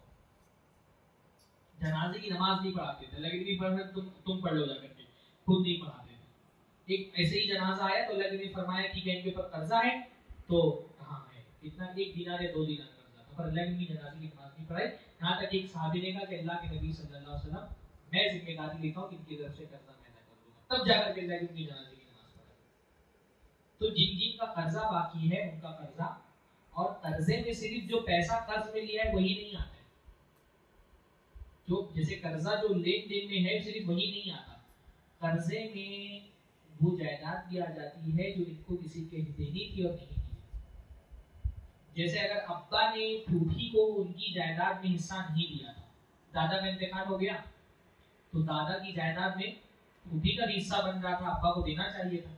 अब्बा ने अगर फूफी की जायदाद फूफी को हिस्सा नहीं दिया था दादा की जायदाद में, यानी अपनी बहन को हिस्सा नहीं दिया था जायदाद में, तो विरासत की तकसीम से पहले वो जो इतना हिस्सा जितना फूफी का बन रहा था वो बेटों की जिम्मेदारी है कि वो दे दे पहले उनको। वो भी क्या एक तरह का कर्ज है ना, इनके जिम्मे वो कर्ज है, बाकी है उन्होंने नहीं दिया है, बल्कि सिर्फ वो हिस्सा कर्जा नहीं है, उस हिस्से से जो जिंदगी भर अब्बा ने फायदा उठाया वो भी कर्ज है। हमने हलवा समझा हुआ है ना, हम तो उसको अहमियत ही नहीं देते। सलफ के यहाँ इतना बारीकी थी विरासत के मसले में कि एक सलफ में एक बुजुर्ग के बारे में आता है कि उनके वालिद जो है ना वो सकरात के आलम में थे, सकरात के आलम में थे और चराग जल रहा था, अचानक उनकी वफात हो गई। जब वफात हो गई तो जो वो आलिम दीन थे उन्होंने वो चराग बुझा दिया। उन्होंने कहा ये अब्बा का चराग है, तेल अब्बा का था, जब तक अब्बा जिंदा थे उनके हक में इस्तेमाल हो था, अब्बा की वफात होते ही अब ये चराग और इसके अंदर का तेल ये तरके में आ गया, जायदाद में आ गया। और तरके का माल मैं अकेला इस्तेमाल करने की इजाजत नहीं रखता जब तक कि सारे वारिसीन इसकी इजाजत ना दे दें। इतना एहतियात करते हैं। तो ये जो किसी का हिस्सा बाकी है नहीं दिया था, किसी का कारोबारी लेन देन बाकी नहीं दिया था, तो विरासत की तकसीम से पहले वो कर्जा लौटाया जाएगा। उसके बाद क्या होगा? वसीयत। मिन बादी वसीयती तुसूना बिहा औ दईन। विरासत की तकसीम से पहले कर्जा दिया जाएगा और कर्जे के बाद वसीयत अगर उसने की है किसी से। वसीयत का मतलब किसी गैर वारिस को अगर कहा है कि मेरे माल में से दे देना, वारिस के हक में वसीयत नहीं होती, अभी मैं तफसील इंशाल्लाह इसकी बयान करूंगा। तो किसी गैर वारिस को अगर कहा है, जैसे मान लीजिए कि इंतकाल हो गया आदमी का, लेकिन उसके बेटे हैं और कुछ पोते थे, अब जाहिर सी बात है पोतों को विरासत में हिस्सा नहीं मिलने वाला है। तो अगर जिंदगी में कह दिया था कि मेरे मरने के बाद पोतों को भी हिस्सा दे देना, तो पहले पोतों का अलग कर दिया जाएगा। पर वसीयत में शरीयत का हुक्म क्या है? आदमी कितने माल की वसीयत कर सकता है? 1/3। 1/3 माल में से वसीयत नाफिज की जाएगी। उसके बाद जो रकम बची है उसको क्या किया जाएगा? वारिसों में तकसीम किया जाएगा। तो पहले क्या किया जाएगा? तजहीज व तकफीन, फिर क्या? कर्जा जो है वो अदा किया जाएगा, फिर उसके बाद वसीयत की जाएगी, जो वसीयत है उसमें से अदा किया जाएगा, उसके बाद जाकर के जो पैसा बचेगा वो वारिसों में तकसीम होगा। अच्छा, अब बहुत सारे लोग हमारे माशरे में हैं जो विरासत की मुस्तहिक हैं और उनको नहीं दिया जाता। उसमें सबसे ज्यादा जिन लोगों को विरासत से महरूम रखा जाता है जिस तबके को, वो है बेटियां। आमतौर पे हिंदुस्तानी माशरे में बेटियों को जायदाद में हिस्सा नहीं दिया जाता। आप क्या दिया जाता है? हाँ, आप क्या देते? कुछ भी नहीं देते कि थोड़ा बहुत देते? हाँ, थोड़ा बहुत दे देते। थोड़ा बहुत मतलब क्या? जेवर वेवर दे देते, पैसे दे दिए थोड़े बहुत। कुरान मजीद में अल्लाह ने फरमाया है लिर्रिजाली नसीबुम मिम्मा तरकल वालिदानी वल अक़रबून वलिन्निसाई नसीबुम मिम्मा तरकल वालिदानी वल अक़रबून। जहां विरासत की आयतें नाज़िल हुई। अच्छा, विरासत की आयतें किस सूरत में है? सूरह निसा में। और निसा मतलब क्या होता है? औरतें। अल्लाह चाहता तो ये आयतें सूरह बकरा में, सूरह आल इमरान में भी रख सकता था, सूरह अहज़ाब में, सूरह माइदा में भी रख सकता था। खास तौर पे औरतों से मुताल्लिक एक सूरत नाज़िल की गई और उसमें विरासत के अहकाम बयान किए गए। मकसद इसका क्या है? कि विरासत के मामले में औरतों को कमतर मत समझो, उनको हिस्सा दो विरासत में। हाँ, इसलिए जहां विरासत के अहकाम बयान हुए, पहले अल्लाह ने अलग से कहा कि मर्दों को हिस्सा मिलेगा उनके वालिदैन रिश्तेदारों ने जो छोड़ा है उसमें, और औरतों को हिस्सा दिया जाएगा। हिस्सा मतलब क्या होता है? हिस्सा मतलब एक मुतय्यन हिस्सा, ऐसे कुछ भी दे देने से नहीं चलेगा। एक एक रुपया जोड़ करके देना पड़ेगा जितना उनका हिस्सा बन रहा है। एक रुपया भी उनका लेना हलाल नहीं। हमारे यहाँ बेशतर जगहों पर तो दिया नहीं जाता, कहीं कहीं ये मिजाज होता है थोड़ा बहुत दे देते कि भाई जेवर तुम ले लो बाकी चीजें छोड़ दो, कैश ले लो बाकी चीजें छोड़ दो, घर में हिस्सा नहीं देंगे दूसरे सामान में ले लो, दुकान में हिस्सा नहीं देंगे घर में हिस्सा ले लो। ऐसा नहीं चलेगा। एक एक रुपया एक एक मुनाफा तक तकसीम किया जाएगा। मुनाफा मतलब क्या है? मान लीजिए कि अब्बा का इंतकाल हो गया, एक भाई एक बहन, और घर जो है वो मान लीजिए कि उसका किराया है 9,000 रुपए। हाँ, कितना किराया है? 9,000 रुपए। अब मान लीजिए सूरत हाल ऐसी है कि घर बेच नहीं सकते, तो घर बेच नहीं सकते तो बेचेंगे नहीं तो तकसीम नहीं होगा। घर इतना बड़ा है कि बहन आकर के यहाँ पे रहे, अब भाई उस घर के अंदर रह रहा है, भाई की जिम्मेदारी क्या है? अगर भाई इस घर में रह रहा है तो भाई 6,000 रुपया तो तुम्हारे हक का है, 3,000 रुपया उसमें तुमको बहन को किराया देना चाहिए, क्योंकि उसमें 1/3 मालिक कौन है उस घर की? तुम्हारी बहन है। तो तुम्हारी बहन क्योंकि 1/3 घर की मालिक है, तो जो किराया उसका बनता है उसका 1/3 तुमको अपनी बहन को देना चाहिए। पर कोई इसका ख्याल ही नहीं रखता है। जितना उसका हिस्सा, अल्लाह ने फरमाया नसीबम मफरूजा, तयशुदा हिस्सा है, तो जितना हिस्सा बन रहा है उतना हिस्सा देना पड़ेगा। और इसमें बहानेबाजियां नहीं चलेंगी कि लोग बोलते हैं कि अब्बा ने शादी करा दी थी, तो शादी करा दी थी तो शादी किसी की करा देने से क्या उसका हिस्सा माफ हो जाएगा? अब्बा जैसे बहन की शादी में खर्च करते हैं, क्या बेटों की शादी में खर्च नहीं आता है? बेटों की भी तो शादी कराते हैं ना। तो बहन की शादी कराने पर उसका हिस्सा, भाई मान लीजिए कि चार बेटे में एक बेटा बीमार हो गया और उसकी इलाज में 5 लाख रुपया खर्चा आ गया, होता है ना कभी कभी। तो क्या अब ऐसा होगा कि विरासत की तकसीम के वक्त कहा जाएगा भाई तुम बीमार हो गए थे, अब्बा ने तुम्हारी बीमारी में 5 लाख खर्चा किया था, लिहाजा तुम्हारी विरासत में से 5 लाख रुपया माइनस किया जा रहा है, ऐसा किया जाएगा? नहीं ना। किसी बच्चे पर जो खर्च आ रहा है नफ्ते में, उसके नफ्के के खर्च को विरासत में माइनस नहीं किया जाएगा। भाई कितनी मतलब ऐसा होता है, बाप का इंतकाल हुआ, एक बेटा 25 साल का हो गया और एक बेटा अभी 2 साल का है। 25 साल का जो बेटा हो गया उसको खिलाने पिलाने तालीम का सारा खर्च बाप ने बर्दाश्त किया है, और एक बेटा तो अभी 2 ही साल का है। तो क्या उस बच्चे को बोलेंगे क्योंकि तुम 25 साल के हो गए, 25 साल तक अपन तुम्हारा खर्चा उठाया है, तो अब विरासत में उसमें से माइनस किया जाएगा। बहन की शादी में जो खर्चा आया है वो तो उसका नफा है। नफके में अगर किसी का खर्च ज्यादा आ गया तो विरासत में कम नहीं किया जाएगा। तो हमारे यहाँ लड़कियों को खर्च देते भी नहीं विरासत में हिस्सा, और उन पे दबाव डाल करके बात मर्तबा माफ भी करवा देते। यानी ये दबाव कभी जबान से होता है, कभी अनकहा दबाव होता है। दबाव किस तरह का होता है, मतलब हमारे यहाँ पे जो लोग बोलते हैं ना कि बहन ने माफ कर दिया, 99% मामला में बहनें माफ नहीं करती, खुश दिली से माफ नहीं करती। हाँ, क्यों माफ करेगी भाई वो? क्या उसको पैसे की लालच नहीं है? और माफ करेगी तो भाई को क्यों देगी? लेकर के अपने शौहर को दे देगी ना, या अपने बच्चों को दे देगी। अगर किसी औरत को मान लो कि माल की, हालांकि औरतों को माल की लालच होती है, हर इंसान को माल की लालच होती है। हाँ, हर इंसान को माल की लालच होती है, औरतों को क्यों नहीं होती? क्यों औरतें अपना हिस्सा माफ कर देंगी भाई? अल्लाह ने फरमाया तो हिब्बुन अल-माल हुब्बन जम्मा, तुम सबको माल की बड़ी मोहब्बत है, सिर्फ मर्दों को थोड़ी माल की मोहब्बत होती है। जैसे अल्लाह ताला ने मर्दों के दिलों में माल की मोहब्बत रखी है, औरत के दिल में भी माल की मोहब्बत है। तो इसलिए तो औरत को भी जहां मौका मिलता है वो भी नहीं छोड़ती है, वो भी दूसरों का हिस्सा खाती है। बताओ कहां खाती है वो? हाँ, औरतों को अगर माल की मोहब्बत ना हो तो हमारे घरों में जो 90% झगड़े वैसे ना हो। जितने ज्वाइंट फैमिली में जितने झगड़े होते हैं उनके पीछे माल ही होता है। तो ये कह बहुत सारे बोलते हैं औरत को दिल में माल की मोहब्बत नहीं इसलिए वो माफ कर देती। क्यों नहीं औरत को माल की मोहब्बत? इतनी सारी चोरियां करती हैं औरतें, मॉल में सेक्स जो वीडियोस आते हैं देखो, औरतें चोरी करके लेके जाती हैं। हाँ, कंघी झाड़ू तक नहीं छोड़ती जब मौका मिल जाता है। तो घरों में कितनी सारी चोरियां होती हैं, लेडीज हॉस्टल में कितनी चोरियां होती हैं। ये बोलना कि औरत को माल की मोहब्बत नहीं होती, झूठ है, उसको माल की मोहब्बत है। फिर क्यों बोल देती है जबान से कि मैंने माफ कर दिया? क्योंकि उस पर दबाव होता है, समाज का दबाव होता है, भाई का दबाव होता है। भाई जो है ना वो एक बंदूक तान देता है उसके ऊपर, ये धमकी वाली बंदूक होती है। हाँ, जैसे कोई डाकू है, अगर वो आपको रास्ते में मिल जाए और आपके ऊपर बंदूक तान करके बोले अपना पर्स निकालो, आप पर्स निकाल करके उसको दे दें, बोले मोबाइल निकालो, आपने मोबाइल निकाल के दे दिया। फिर डाकू बोले बोलो मैंने माफ कर दिया, आप बोले मैंने माफ कर दिया, तो माफ हो जाएगा? नहीं माफ होगा ना। ऐसे भाई लोग क्या करते हैं, बहन पे बंदूक तानने लगते हैं। बंदूक तान के बोलते हैं हिस्सा या रिश्ता। हाँ, हिस्सा लोगी या रिश्ता बचाने। अब वो बेचारी बाप का इंतकाल हो चुका है, ले देकर के कुल सहारा उसका भाई है, मैके में और कोई है नहीं। शौहर ने अगर कहीं दूसरी शादी का इरादा कर लिया तो यही बेचारे आएंगे लाठी डंडा लेकर के पीटने के लिए शौहर को। किसको पुकार लगाएगी वो? तो वो अपना रिश्ता बचाने के लिए बेचारी डर से बोल देती है रिश्ता। तो ये माफी नहीं होती है, इसको खुशदिली से औरत माफ नहीं करती। ये झूठ है कि औरत माफ कर देती। तुमको अगर इतना यकीन है बहन की माफ करने पर ना, उसको हिस्सा दे दो, 6 महीने के बाद बोलो कि वापस कर दे, करेगी वापस?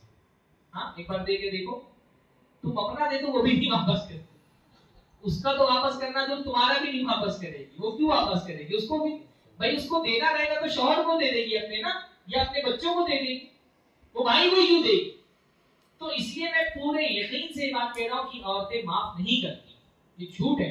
आप दुनिया में हो सकता है गलेब से बच जाए बोल करके कि बहन ने माफ कर दिया, हकीकत में वो माफ नहीं करती। बल्कि मैं औरतों को बोलता हूं माफ मत करो, लो अपना हिस्सा।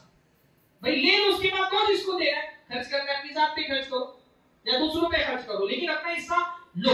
और तो माफ नहीं करना चाहिए, जबान से भी डरना नहीं चाहिए किसी से। जहां पे अपना हिस्सा आ रहा है, अल्लाह के नबी सल्लल्लाहु अलैहि वसल्लम के जमाने में आप देखें दादी आकर के पोते की जायदाद हिस्सा मांग रही है, बूढ़ी हो गई पर हिस्सा अपना ले रही है।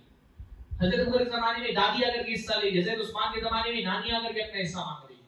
तो बेटियों के साथ बड़ा जुल्म होता है। हालांकि कुरान की आयत तो असल बेटियों को हिस्सा दिलाने के लिए आई है।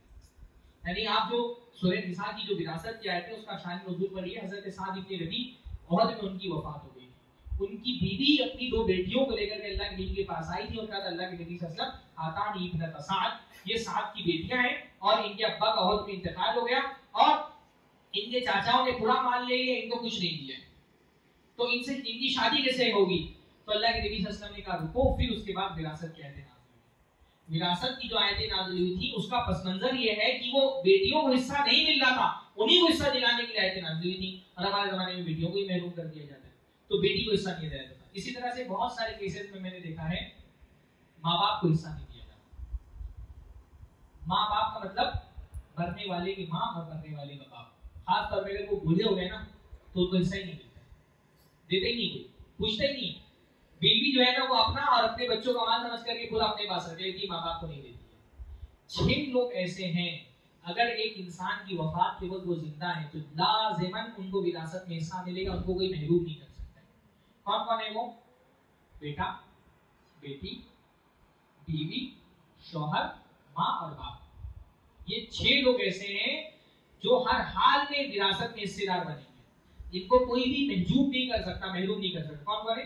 बेटा, बेटी, माँ, बाप, बीवी और शौहर, इनको विरासत में लाजिमन हिस्सा मिलेगा।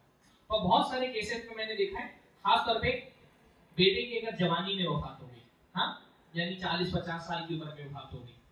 बहुत मरतबा देखने में आता है 50 साल की उम्र में, 55 साल, 60 साल की उम्र में आदमी अच्छी खासी प्रॉपर्टी बना लेता है और उसकी वफात हो गई। उसकी वफात के वक्त उसकी माँ जिंदा है, उसकी बीवी जिंदा है और उसके बच्चे जिंदा है। तो ऐसी सूरत में माँ को कितना मिलेगा? हाँ,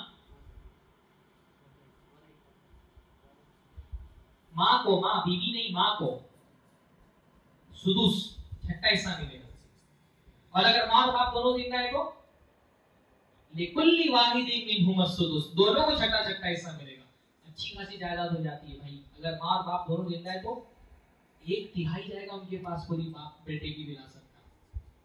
पर होता क्या है, हमारे यहाँ बीवियां ना जिंदगी में भी ये समझती है जितना शौहर हमारा अकेले पूरा मेरा, मरने के बाद भी समझती जितना शौहर का सब मेरा है। वो पूरा लेकर के बैठ जाती है। वो बेचारे माँ बाप को जिंदा होते हुए देती नहीं है। और माँ बाप भी ये सोचते हैं कि चलो भाई जो है वो बच्चे हैं उसके और बीवी जवान है तो वो मांग भी नहीं पाते बेचारे शर्म के मारे कि कैसे मांगेंगे वो औरत है। कितने केसेस मेरे पास आए कि बूढ़ी औरत आकर के मेरे पास रो रही कि मैं बूढ़ी हो गई हूँ, मेरा खर्चा संभालने के लिए नहीं है और जवानी में मेरे बच्चे की वफात हो गई और अब उसका पूरा माल उसकी बीवी लेकर के बैठ गई, मुझे कुछ दिया ही नहीं। मैंने कहा आपका पूरा 6ठा हिस्सा बनता है भाई। अभी वो केस आया, वो जो एक कश्मीर में एक बंदा फौजी जो है वो मारा गया, हाँ, वो 6 महीने की शादी थी, जितना उसको कंपनसेशन मिला पूरा बीवी लेके चली गई। पाला पोसा बड़ा किया माँ बाप ने, इसका 6 महीने का रिश्ता था, जितना गवर्नमेंट की तरफ से मिला पूरा बीवी लेके चली गई। उसके माँ बाप बेचारों को कुछ दिया ही नहीं गया। तो माँ बाप इतना पाल पोस करके बड़ा करते हैं, उनका हक बहुत ज्यादा है। पर खास तौर पे ऐसे वक्त में जब आदमी की मौत होती है ना, जब वो कम उम्र होता है, नहीं 50-60 साल की, 55 साल की उम्र में बहुत सारे लोगों की मौत हो जाती है, तो मैंने अक्सर, बल्कि किसी केस में मैंने, मुझे नहीं याद है कि माँ बाप को हिस्सा दिया गया, माँ बाप को महरूम कर दिया जाता है। हालांकि उनका अच्छा खासा हिस्सा बनता है, यानी 6ठा हिस्सा माँ का बनता है, बाप जिंदा है तो 6ठा हिस्सा उसको अलग से मिलेगा, पर उनको महरूम कर दिया जाता है। ऐसे ही मैयत के भाई बहन भी बाद सूरतों में हिस्सेदार बनते हैं पर उनको हिस्सा नहीं दिया जाता। आप बताइए, मैयत के भाई बहन को, मरने वाले के भाई बहन को जायदाद में हिस्सा कब मिलेगा? औलाद नहीं, हाँ, जब उसका कोई बेटा नहीं होता। अगर मरने वाले का कोई बेटा नहीं है, सिर्फ बेटियां हैं, तो फिर उसके भाई बहन भी उसके माल में हिस्सेदार बन जाते हैं। अगर किसी आदमी की सिर्फ बेटियां ही बेटियां हैं, उसका बेटा नहीं है, ये सुन लीजिए, ये मसला बहुत अहम है। मसलन एक आदमी मान लीजिए उसकी 2 बेटियां हैं या 3 बेटियां हैं, मान लीजिए 3 बेटियां हैं, एक बीवी है और एक भाई है, एक बहन है। अब जायदाद कैसे तकसीम होगी? आदमी की मौत हो गई तो सबसे पहले क्या है? हाँ, बीवी को कितना मिलेगा? 8वां हिस्सा मिलेगा, है ना। बीवी का हिस्सा अगर औलाद है तो 8वां है, औलाद नहीं है तो 4था है। 8वां बीवी को दे दिया। बेटियों को कितना मिलेगा? हाँ, नहीं, अगर बेटी अकेली है तब हाफ मिलेगा ना। कुरान की आयत क्या है? अल्लाह ताला ने फरमाया कि इनकुन्ना निसान फौकस नतैनी फलहुन्ना सुलुसा मा तरक। अगर 2 या 2 से ज्यादा है तो उसको 2/3 मिलेगा, अगर अकेली है तो आधा मिलेगा। तो 4 बेटियां है ना, तो कितना मिलेगा? 2/3 बेटियों को मिलेगा, तो 2/3 बेटियों को मिल गया और 8वां हिस्सा बीवी को मिल गया, बाकी का माल कहाँ जाएगा? बाकी का माल उसके भाई बहनों में नसीब होगा। बाकी का माल कहाँ नसीब होगा? उसके भाई बहनों में नसीब होगा। और भाई को बहन का डबल मिलेगा। जैसे बेटी को बेटे का डबल मिलता है ना, पर ये कब मिलेगा? जब बेटा नहीं होगा। बेटा होगा तो फिर क्या होगा? फिर भाई बहन को नहीं मिलेगा। मैंने बताया ना, कुछ रिश्तेदार होते हैं जिनको कभी मिलता है कभी नहीं मिलता। उन्हीं में से कौन है? भाई बहन। भाई बहन को हमेशा नहीं मिलेगा। कब मिलेगा? जब मरने वाले का सिर्फ बेटियां हो, बेटा ना हो। अच्छा, एक दूसरी मिसाल देते हैं। एक बेटी है, एक बीवी है, एक बहन है। अब कैसे तकसीम होगा? इंसान की मौत हो गई, बीवी को कितना मिलेगा? 8वां हिस्सा मिलेगा, है ना, क्योंकि बेटी है। बेटी को कितना मिलेगा? आधा मिलेगा। बाकी बुरा माल किसके पास जाएगा? बहन के पास जाएगा। बहन को अकेले बुरा मिल जाएगा। एक मसला मेरे पास ऐसा आया तो मैंने बताया कि भाई सूरत हाल तो यही बनती है कि 8वां हिस्सा बीवी को दिया जाए, आधा हिस्सा बेटी को दिया जाए, बाकी का पूरा माल बहन के पास जाएगा, क्योंकि बहन अस्पा बन रही है, करीबी अस्पा वही है। भाई घर वाले मानने को तैयार ही नहीं कि बहन को बीवी से ज्यादा कैसे मिली, कि बहन को, क्योंकि हमारे यहाँ बहनों की कोई कदर ही नहीं है ना, उसकी कोई वैल्यू ही नहीं है, उसका अपना हिस्सा खा के बैठ जाते हैं, तो उसके माल में से हिस्सा कहाँ देंगे? तो कोई घर वाला मानने को तैयार ही नहीं कि बहन को बीवी से ज्यादा कैसे दिया जाए। पर शरीयत में तकसीम हमारे मिजाज के हिसाब से नहीं होगी, शरीयत के हुक्म के हिसाब से होगी। तो मैंने आज तक एक केस नहीं देखा है जिसमें बेटियों की मौजूदगी में बहनों और भाइयों को हिस्सा दिया गया। होता यह है कि अगर किसी आदमी के लड़के नहीं है, सारी लड़कियां जायदाद लेके अकेले बैठ जाती। इसलिए मैं बोल रहा हूँ कि जहां औरतों को मौका मिलता है वो भी खा जाती है दूसरों का हिस्सा। मैंने एक केस नहीं देखा है जहां लड़कियों ने अपनी फूफी को और अपने चाचा को जायदाद में हिस्सा दिया। हालांकि अगर सिर्फ लड़कियां हैं किसी इंसान की, तो उसकी फूफियों को और उसके चाचाओं को जायदाद में हिस्सा बनेगा, यानी 2/3 वो लेंगी, 8वां हिस्सा अम्मा करेगा, बाकी हिस्सा देना पड़ेगा चाचा को और फूफी को। तो आपने देखा है कभी किसी केस में? मैंने तो आज तक एक केस नहीं देखा। आमतौर पे चाचा लोगों को भी पता नहीं होता या मिलता नहीं है तो वो मानते भी नहीं, लेकिन शरीयत एतबार से तो उनका हिस्सा बनता है। तो भाई बहन जो है उनको भी नहीं दिया जाता बहुत सारे मौकों पर। बात सूरतों में दादा दादी जो है वो भी हिस्सेदार बनते हैं। दादा और दादी का जब माँ और बाप नहीं होंगे तो दादा दादी हिस्सेदार बनेंगे। तो दादा को तो लोग बताते भी नहीं। यानी एक केस अपने पास ऐसा आया कि हम लोगों ने विरासत में आया कि भाई इतने बेटे और बेटी और बीवी हैं और जायदाद तकसीम करते हैं। तो हमने पूछा बाप है? तो कहा नहीं है। तो हमने पूछा कि मरने वाले का दादा है? तो कहा किया है। तो हमने पूछा कि भाई जब दादा है तो दादा का नाम क्यों नहीं लिखा इसमें सवाल में? तो कहा वो बस जाने वाली है, आखिरी टाइम। तो भाई जाने वाले नहीं, अगर एक सांस भी उन्होंने इसके मरने के बाद दे दी तो उनका विरासत में हिस्सा बच जाएगा, और फिर उनके मरने के बाद उनके वारिसीन में तकसीम होगा ना वो। जैसे मान लीजिए कि माँ का जो हिस्सा बना है, अब माँ के मरने के बाद फिर वो उनके बेटों में तकसीम होगा, वो इधर थोड़ी वापस आएगा। तो बहुत सारी सूरतों में दादा दादी, इसलिए अगर मरने वाले के दादा दादी मौजूद है तो उनका नाम लिखना चाहिए, खासतौर पर अगर माँ बाप नहीं है तो फिर वो आलिम बताएगा कि उनको हिस्सा मिल रहा है कि नहीं मिल रहा है। बहुत सारी केसेस में देखने में आया है कि बीवी अगर बूढ़ी हो गई तो उसको जायदाद में हिस्सा नहीं देता। यानी जैसे अब्बा बहुत ज्यादा उम्र में होने के बाद इंतकाल कर गए, अब उसके बाद क्या है, अम्मा है यानी मरने वाले की बीवी है, पर वो बहुत बूढ़ी हो गई है और बच्चे हैं, तो बच्चे आपस में ज्यादा तकसीम कर देते हैं, अम्मा का अलग से निकालते ही नहीं। ये सोचते हैं कि भाई हम तो खिला रहे पिला रहे। तो खिलाना पिलाना इलाज कराना वो तो आपकी जिम्मेदारी है, वो आपको करनी पड़ेगी। वो आप उसकी जायदाद से लेकर के नहीं करेंगे, वो तो आपकी जिम्मेदारी है। उसका जितना हिस्सा जायदाद में बन रहा है उतना हिस्सा उसको अलग से देना पड़ेगा माँ को, उसका वो हिस्सा अलग करना पड़ेगा। तो ये भी होता है कि बहुत मर्तबा बूढ़ी बीवी को भी जायदाद में हिस्सा नहीं दिया जाता। और एक केस होता है जिसमें बहुत ज्यादा माशरे के अंदर तलाक हो गई है अगर बीवी की और उसके पास बच्चा या बच्ची है, तो तलाक किससे होती है? बीवी से होती है ना, कि बेटा और बेटी से भी तलाक होती है। तलाक याफ्ता औरत के जो बच्चे होते हैं वो हमेशा अपने बाप की नस्ब से रहेंगे, उनसे रिश्ता थोड़ी खत्म होगा।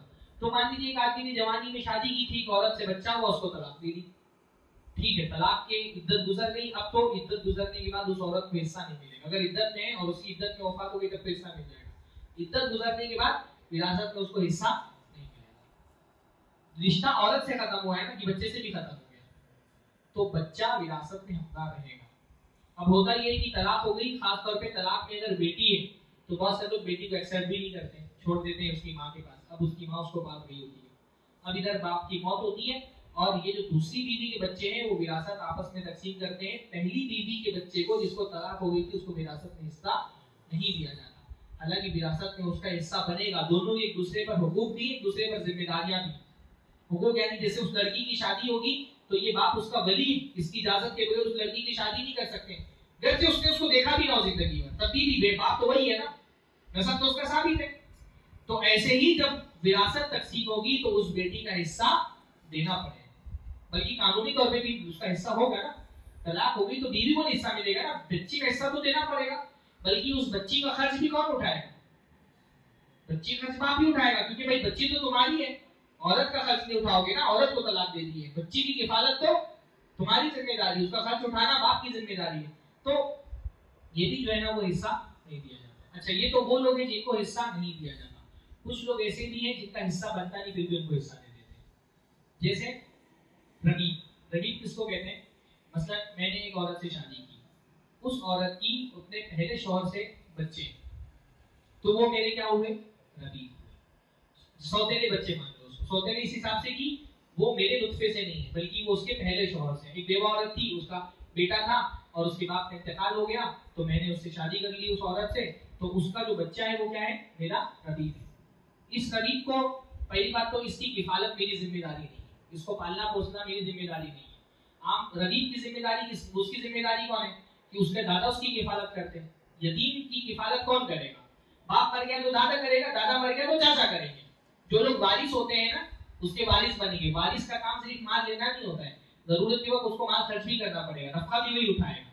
तो एक बच्चे का इंतकाल हो गया उसके बाप का, तो उसका दादा उसकी किफालत करेगा, दादा नहीं कर रहा है तो चाचा करेगा। पर हमारे माशरे में ये भी बहुत खराब बात है कि वो बेचारी औरत बेवा हो जाती है, एक तो उसके ऊपर बेवा होने का सदमा, फिर उसके बच्चों की किफालत भी उसी कंधों पे डाल दी जाती है।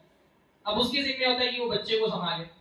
अब वो जब दूसरे बात से शादी करती है तो वो ये शर्त रख देती है कि मैं शादी तो करूंगी, मेरे बच्चे का खर्चा उठाना पड़ेगा।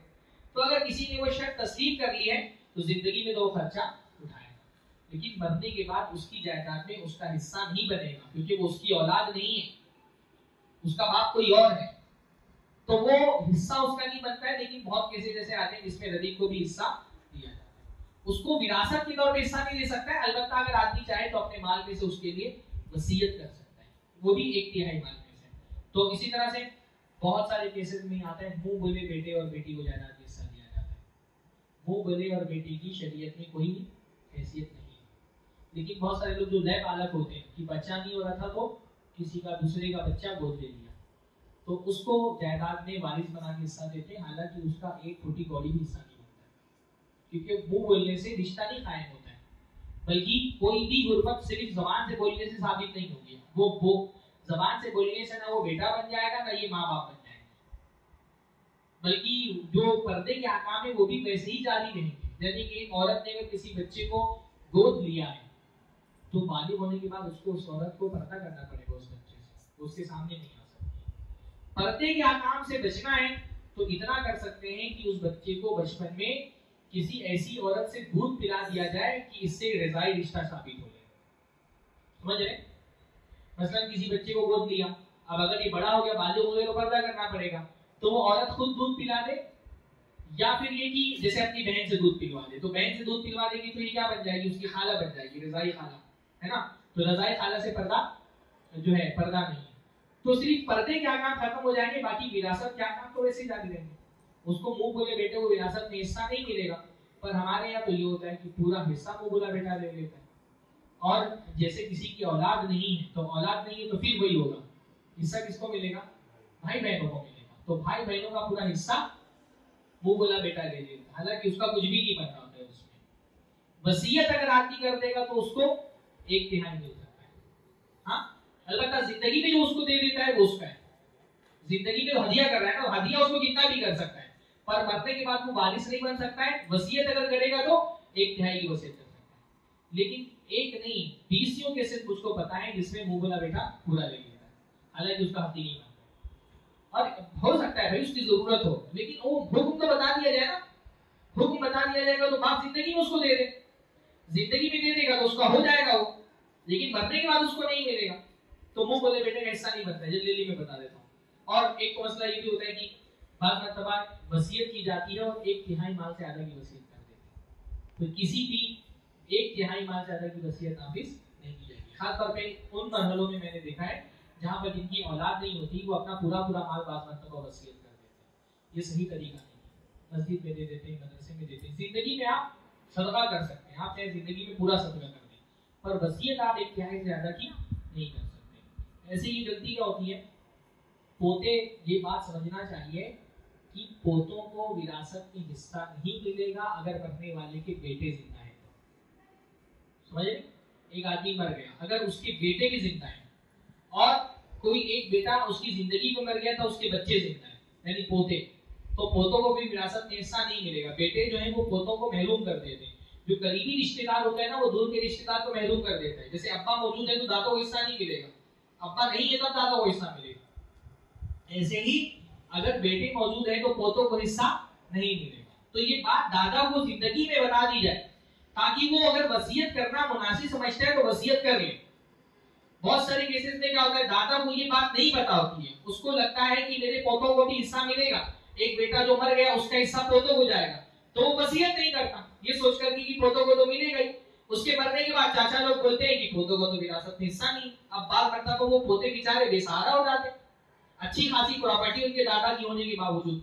तो बूढ़े उम्र में जो आदमी है ना, बूढ़ा जिसके बाप का जिंदगी में इंतकाल हो गया, जिसके बच्चे का, उसको ये बताना चाहिए कि तुम्हारे पोतों का विरासत में हिस्सा नहीं। तो अगर तुम ये चाहते हो कि हिस्सा दिया जाए तो जिंदगी में वसीयत कर दो ताकि उनको भी कुछ मिले। और अगर वसीयत नहीं की, चाचा लोग दे रहे हैं तो दे सकते हैं, हराम नहीं।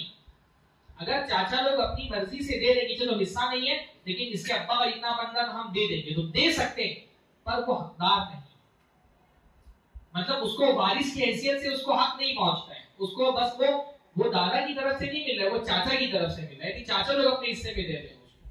इसलिए ये बताना बहुत जरूरी होता है कि बता दिया जाए कि भाई तुम्हारा पोते में हिस्सा नहीं मिलेगा, ताकि वो चाचा जो दादा जो है ना, अगर जरूरत समझता है तो वो वसीयत कर दे, तो ये पोतों को इजाजत दी जाती है। ऐसे ही बात मरतबा वारिस के हक में वसीयत कर दी जाती है। यानी बहुत सारे लोग बोलते हैं कि मेरे बेटे को फला वाले को इतना दे देना और फला बेटे को इतना दे देना, ये जायज नहीं। जो वारिस है उसको उतना ही मिलेगा जितना शरीयत ने उसका हिस्सा तय किया, अब उसको एक्स्ट्रा नहीं दे सकते। अपनी तरफ से आप तय नहीं कर सकते कि किसको क्या देना है। आप मर जाएंगे, वो वारिसीन आपस में मिलकर के तय करेंगे किसको क्या देना है।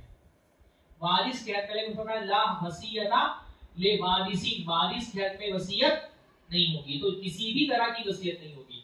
उसकी एक सूरत ये भी होती है ना, जैसे बैंक में किसी ने अपनी बीवी को नॉमिनी बनाया है।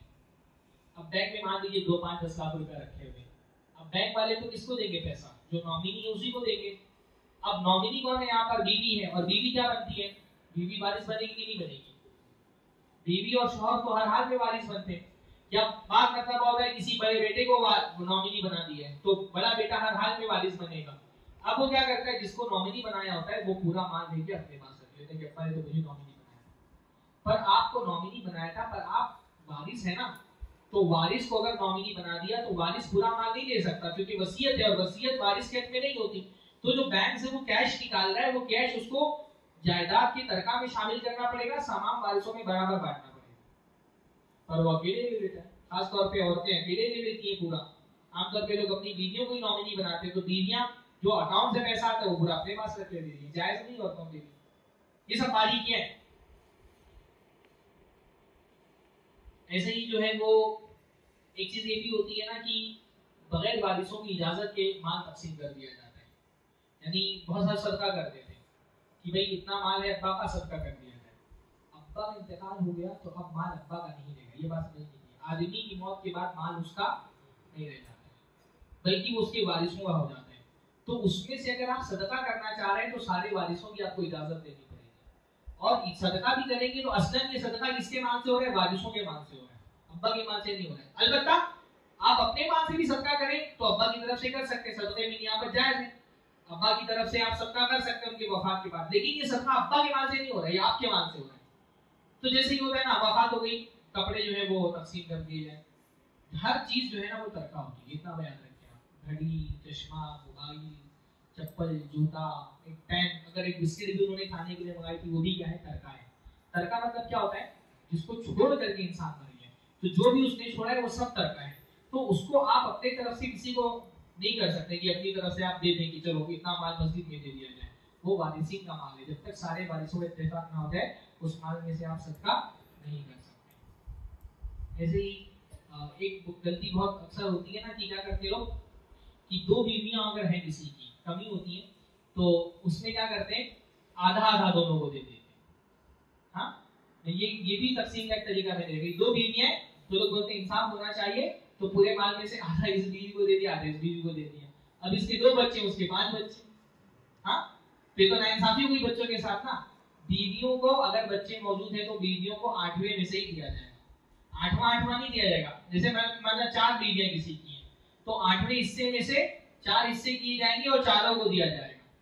बाकी माल जो औलाद है औलाद में बराबर बराबर तकसीम होगी। औलाद चाहे उसकी माँ जिंदा हो या मर गई हो, कैसी भी माँ उसकी, अगर वो औलाद है, इवन अगर लौंडी से भी बच्चा हो जैसे पुराने जमाने में होता था तो भी उसको वो एक वालिद मतलब वो बेटा ही है तो बेटे के हिसाब से उसको हिस्सा मिलेगा। तो बीवियों को आधा आधा दे दें। पास लोग क्या करते हैं किसी बच्चे को आप कर देते हैं, ये भी जायज नहीं है। बच्चे को जायदाद से बेदखल नहीं कर सकते आप उसकी इजाजत ही नहीं, वो आपका माल है ही नहीं। मरने के बाद वो उसका माल डायरेक्ट हो जाता है। तो बहुत सारे बाप जो वो देते हैं ना कि जायदाद से तुमको बेदखल कर दूंगा।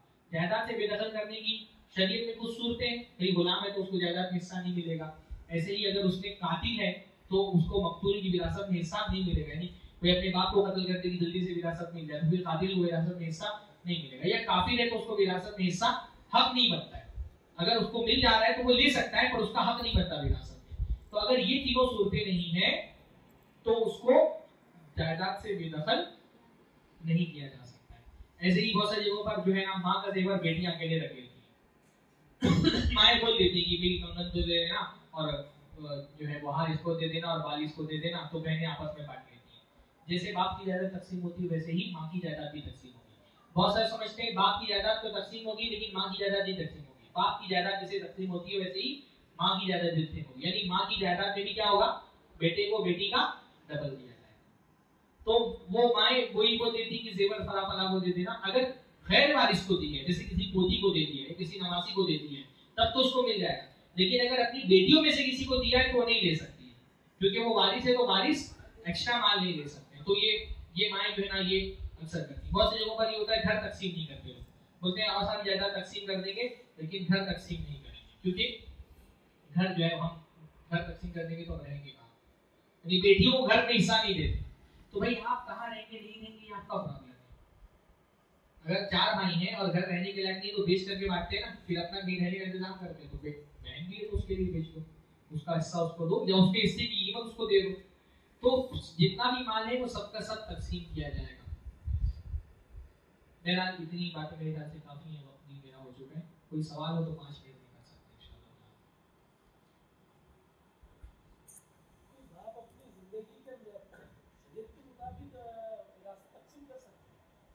विरासत नहीं तकसीम कर सकते। मैंने बताया ना कि विरासत का मतलब ही होता है भाई, उसको कहा जाता है तरका, है ना। तरका मतलब क्या होता है, मिम्मा तरकल वालिदानी वलकलबु, माँ बाप जो छोड़ करके मर गए। तो विरासत वो होती है जिसको छोड़ करके इंसान फौत हो चुका है। अभी इंसान फौत नहीं हुआ तो उसका माल तरका नहीं है, उसका अपना माल तो बाहयात है। तो विरासत वो तकसीम नहीं कर सकता है, वो हदिया बना करके तकसीम कर सकता है। वसीयत कर सकता है किस चीज की वसीयत? देखिए वो इतना कर सकता है कि वो इस बात की वसीयत कर दे कि मेरी वफात के बाद वारिसों में शरीयत के मुताबिक तकसीम किया जाएगा। क्योंकि उसको ये नहीं पता ना कि जिसके लिए बोलते इसको इतना मिलेगा कहीं उसकी जिंदगी में फौत हो गया तो फिर तो उसका हिस्सा नहीं बनेगा। उसको पता ही नहीं उसके मरने के बाद उसके वारिसी में कौन कौन जिंदा रहेगा। तो एक इजमाली वसीयत वो कर सकता है कि मेरे मरने के बाद मेरी जायदाद शरीयत के मुताबिक तकसीम की जाए। या उसको किसी आलिम पर अगर एतमाद है तो ये कहते कि भाई मेरी विरासत के बाद इनसे मसला पूछ करके इनके हिसाब से जायदाद तकसीम की जाए। या किसी तंजीम की सुबत करते जो उस मकामी कोई जमीयत हो कि भाई मैं इनको जिम्मेदारी देता हूँ कि मेरे मरने के बाद मेरा माल शरीयत के मुताबिक ये तंजीम के लोग तकसीम करें। तो इजमाली वसीयत कर सकता है, इंडिविजुअल लोगों को बता नहीं सकता। ये भी नहीं बता सकता कि इस फला घर तुम ले लेना, फला तुम ले लेना। वो जब उसकी वफात होगी, क्योंकि ये भी होता है कि बार मरतबा बाप बोल देता है कि ये घर तुम ले लेना, वो घर तुम ले लेना। अब उसकी जिंदगी के हिसाब से तो उस घर में की कीमत बराबर होती तो उसने बोल दिया। अब मरने के बाद ये होता है कि एक घर की वैल्यू बहुत बढ़ गई, एक की वैल्यू कम हो गई। अब वो डिस्प्यूट हो जाता है। ऐसे केसेस आए मेरे पास कि वो डिस्प्यूट हो गया कि अब्बा ने ये घर हमको दे दिया था, ये हमको दे दिया था, इसकी कीमत बहुत बढ़ गई, इसकी घट गई। तो जिंदगी में वो सिर्फ इजमाली वसीयत कर सकता है कि ओवरऑल ये बोल दे कि मेरे मरने के बाद विरासत शरीयत के मुताबिक तकसीम की जाए। सर घरों में देखा जाता है कि चार जो है तो बेटे और माँ बाप की जो देखरेख करने वाला जो बच्चा है तो वो उस पर सारा बोझ होता है, दूसरे लोग नहीं करते। तो इस सूरत में अगर माँ बाप वसीयत कर सकते हैं कि हमारे मरने के बाद में जो है तो इससे एक्स्ट्रा दिया जाए, तो क्या ये जायज होगा? देखिए, एक माल तो होता है हदिया, है ना, हदिये में इंसाफ करना है। एक माल होता है विरासत, विरासत में आपको कुछ नहीं करना है, वो जैसा है वैसा ही तकसीम होगा। एक माल होता है वसीयत, वसीयत जो है वो वारिस के हक में होती है। एक माल होता है एवज, एवज वो होता है जो आप किसी खिदमत के बदले में दे रहे हैं, वो आप जिंदगी में दे सकते हैं। मतलब अगर किसी बाप ने ये देख रहा है कि भाई एक ही बेटा मेरी निगहदाश्त करता है, वही खाना खर्च कर रहा है, वही इलाज का इंतजाम कर रहा है, वही रिहाइश का इंतजाम कर रहा है, तो जिंदगी में इस खिदमत के बदले में एक मुनासिब मुआवजा उसको दे सकता है कि इतना तुम ले लो। लेकिन मुनासिब मुआवजे का मतलब नहीं कि वो थोड़ा सा खिदमत कर रहा है तो एक घर ही उसके नाम कर दिया। जितना उस खिदमत का सिला हो सकता है उर्फ के एतबार से, उतना उसको जिंदगी में एक्स्ट्रा दे सकता है। उसमें उसके लिए इंसाफ करना जरूरी नहीं। पर ये क्या है? ये हदिया नहीं, ये क्या है? मुआवजा है। तो मुआवजे में जाहिर सी बात है जो खिदमत कर रहा है उसी को मुआवजा दिया जाएगा। तो ये एवज है, ये मुआवजा है, ये ना हदिया है, ना विरासत है, ना वसीयत। इनके हकाम सबके अलग अलग है। हदिये में इंसाफ करना है सारे बच्चों में, विरासत शरीयत के मुताबिक तकसीम होगी, वसीयत वारिसों के लिए होती नहीं। तो इसको ये जो दे रहा है ये मुआवजा है।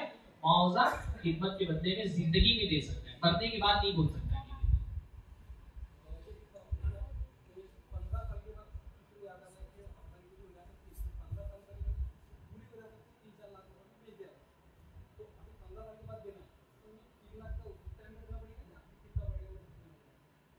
कोई भी चीज जब आप बेच देते हैं, अगर डील हो गई यानी निजाब व कबूल हो गई, मैंने बेचा आपने खरीद लिया और एक रकम तय हो गई, तो चाहे 100 साल भी हो जाए रकम वही देनी पड़ेगी जो हमारी डील हुई थी। रकम में ताखीर से अगर आप उसमें इजाफा कर दे तो वो सूद हो जाएगा, नहीं समझे? मतलब ये मोबाइल मेरा है मान लीजिए 20,000 का, अभी मैंने आपको बेच दिया, डील हो गई, ठीक है, अब आपने 20,000 नहीं दिए, तो अब 10 साल बाद भी आप देंगे तो 20,000 देंगे ना। कि ये नहीं बोल सकता हूँ कि 10 साल हो गए तो 20 की जगह आपको 25 देना पड़ेगा। अगर 5 महीने एक्स्ट्रा मांग लिए तो वो सूद हो जाएगा कि आपने रकम टाइम पे नहीं दी थी इसलिए मैं एक्स्ट्रा मांगा हूँ। तो किसी अदायगी में होने वाली ताखीर पर लिया जाने वाला इजाफी पैसा सूद होता है।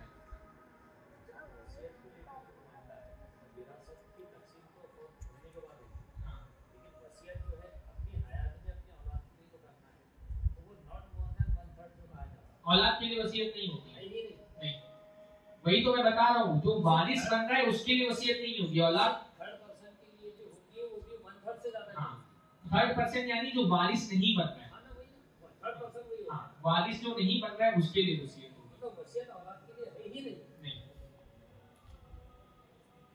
औलाद के लिए हिस्सा है ना, वसीयत उसकी होती है जिसका हिस्सा नहीं।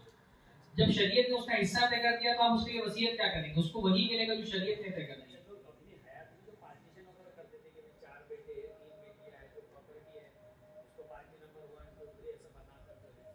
दे दिया है या सिर्फ तकसीम मतलब पार्टीशन में तकसीम कर दिया, तो अपने लिए भी रखा, मिल्कियत में दे दिया है उनकी। अगर उनकी मिल्कियत में दे दिया है तो दे सकता है, लेकिन वो हदिया है, पहली बात तो ये। और क्योंकि वो हदिया है तो वो सारे लोगों को बराबर बराबर देना, यानी जितना बेटे को दिया उतना बेटी को देना। अगर सबको ये पता था कि हमारा हक है बराबर बराबर का और सबने उस पर मुतमईन हो गए तब दे सकते। अगर कम ज्यादा है तो जिनका हुक्म को पता होना चाहिए कि हमारा हक था। एतमाद में लेना अपनी जगह पर है, लेकिन उनको ये जिसका कम हो रहा है उसको ये पता होना चाहिए कि मुझे कम मिल रहा है। अगर वो उस पर मुतमईन है यानी अपना हक वो गिव अप कर रहा है, कंसेसिस इस ऐसे से बनता है कि कोई दबाव नहीं है, एक आदमी ने अपना हक गिव अप कर दिया, हाँ, तब उसको दे सकते हैं। जैसे बेटी को कम दिया, मान लीजिए, हालांकि बेटी का बराबर का हिस्सा बनता था, अब बेटी को ये पता ही नहीं कि मेरा बराबर का हिस्सा बनता था, तब उसके साथ जुल्म हो जाएगा। उसको बताया जाए कि तुम्हारा बराबर का बनता था पर मैं तुमको कम दे रहा हूं, तो क्या तुम इससे मुतमईन हो? और वो बगैर किसी दबाव के बोल दे कि हाँ मुझे चल जाएगा, तब वो सही है।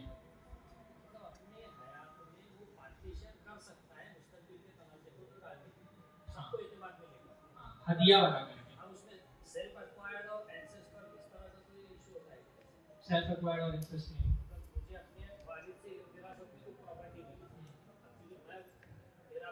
मालक अब मेरे फौज के बाद में ये वारिस बनेंगे, मैं मालक हूँ आज, मैं तकसीम कर रहा हूँ, ये मेरी जैसे एंसेस्टर प्रॉपर्टी हुई। इससे कोई फर्क नहीं पड़ता है कि जो प्रॉपर्टी आप तकसीम कर रहे हैं वो विरासत वाली है, ये कोई मायने आपकी मिल्कियत होनी चाहिए बस, चाहे वो आपको अपने अब्बा से मिली हो या आपने खुद कमाई, इससे फर्क नहीं पड़ता। हाँ, वो बहुत सारे लोग ये बोलते भी है कि मैं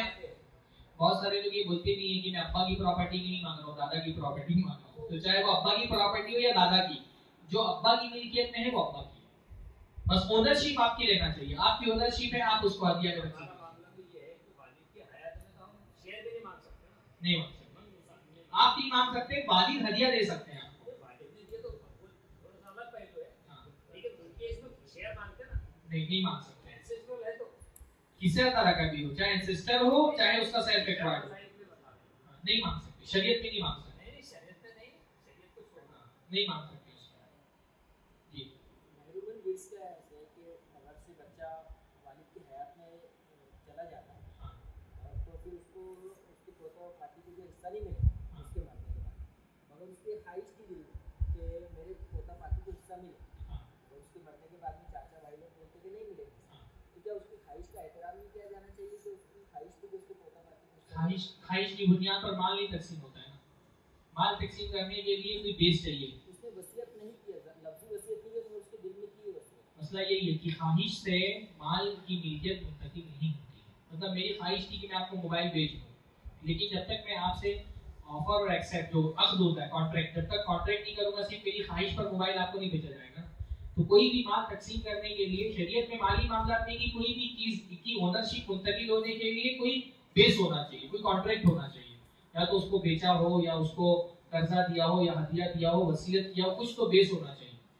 बच्चे मैंने बताया ना कि अगर बच्चे ये सोच करके कि अब्बा को मालूम होता तो अब्बा देते, ये सोच करके अगर बच्चे दे दे तो जायज है उनके लिए, हराम नहीं। जैसे अब्बा ने वसीयत नहीं की थी पोतों के लिए, पर चाचा लोग सोच रहे चलो ये भी मेरे भाई के बच्चे हैं तो मैं इनको दे दूं, तो वो दे देंगे तो जायज है, लेकिन ये चाचा लोग दे रहे हैं, ये दादा नहीं दे रहे। उसको कोई औलाद नहीं है किसी शख्स को, एक बीवी है और वो उसका इंतकाल हुआ है, बीवी को 8वां हिस्सा मिल जाता है, बाकी पूरी रकम भाई को चली जाती है, भाइयों बहनों को, मतलब 1/8 के अलावा बाकी सारी रकम चली जाती है। बीवी का 1/4 से ज्यादा नहीं, अगर औलाद नहीं तो 1/4 मिलेगा बीवी को। बीवी को अगर औलाद नहीं तो 1/4 मिलेगा, 1/8 मिलेगा। जैसे अभी शौहर का इंतकाल हुआ तो बीवी को 1/8 मिलेगा औलाद होने की सूरत में। हाँ, इसी तरीके से अगर बीवी की विरासत है और औलाद होने की सूरत में शौहर को 1/4 मिलेगा, चौथा हिस्सा मिलेगा, और अगर औलाद नहीं तो आधा मिलेगा, औलाद नहीं है तो आधा। फिर वो बाकी का कितना तकसीम होगा, उसके जो असबाब होंगे करीबी रिश्तेदार नहीं। अच्छा, बीवी की मौत हुई तो ना, हाँ तो बीवी के भाई बहन को, और इसमें बीवी के भाई बहन को मिलेगा, भाई बहन नहीं है तो भतीजे को मिलेगा, भतीजे नहीं तो भतीजे के बच्चों को मिलेगा, चाचा को मिल जाएगा, चाचा के बेटों को मिल जाएगा, भांजा नहीं मिलेगा, चाचा के बेटों को मिलेगा। इस तरह मर्द की तरफ से अल्लाह के नबी ने फरमाया कि औला मौजूदी दकर जो मर्द से करीबी रिश्तेदार उसको मिले, चाचा दादा, दादा के बच्चे, चाचा के बच्चे, उस तरफ चला जाएगा थोड़ा। मर्दों की तरफ से जो करीबी होगा रिश्तेदार उसको मिलेगा। फली औला फमा बकिया फला फली औला मौजूदी दकर, जो बच्चे का वो करीबी मर्द रिश्तेदार को मिलेगा। हाँ,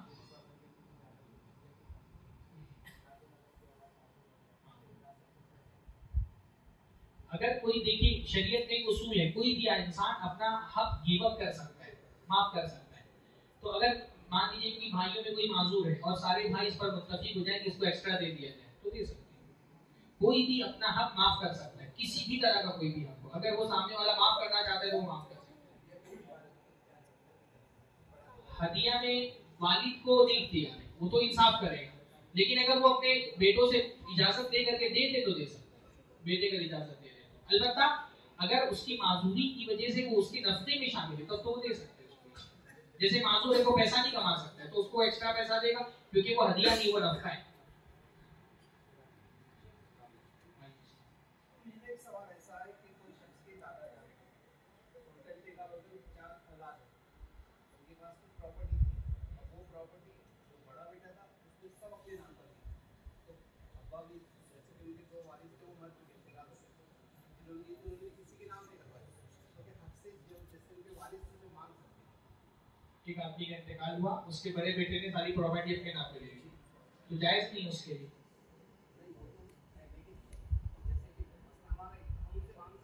बिल्कुल मांगिए, मांग सकते, लड़ सकते, कोर्ट में जा सकते हैं आप उसके लिए, बिल्कुल।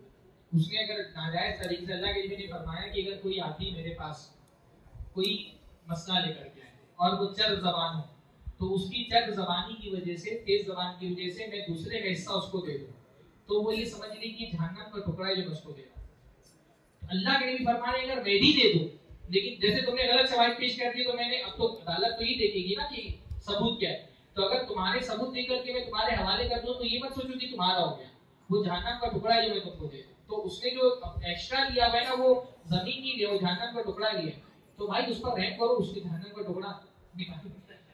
अल्लाह ने फरमाया उनसुर अखाका ज़ालिमन व मज़लूमा, अपने भाई की मदद करो जालिम हो या मजलूम हो, तो उसको जुल्म से रोकना उसकी मदद है, तो उसमें उसकी मदद करो, उसको दूसरों का हिस्सा मत खाने दो। तो यहाँ नहीं जो देगा वहां तो बहुत ज्यादा देना पड़ेगा उसको, जो यहाँ दे देगा वो फुर्सत पा जाएगा, जिसको यहाँ नहीं मिला उसको वहां बहुत ज्यादा मिलेगा। फिर इस सूरत के अंदर जो मारा जा रहा जिसका, तो वो क्या तो लड़ सकता है।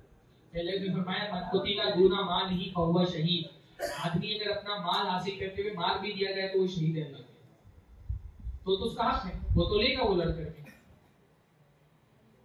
चलिए मुझे निकलना है कहीं पर, आज का दर्स खत्म करते हैं। सब्सक्राइब कीजिए हमारे चैनल और दबाइए बेल का आइकन ताकि आपको रेगुलर नोटिफिकेशन अपडेट्स मिल सके।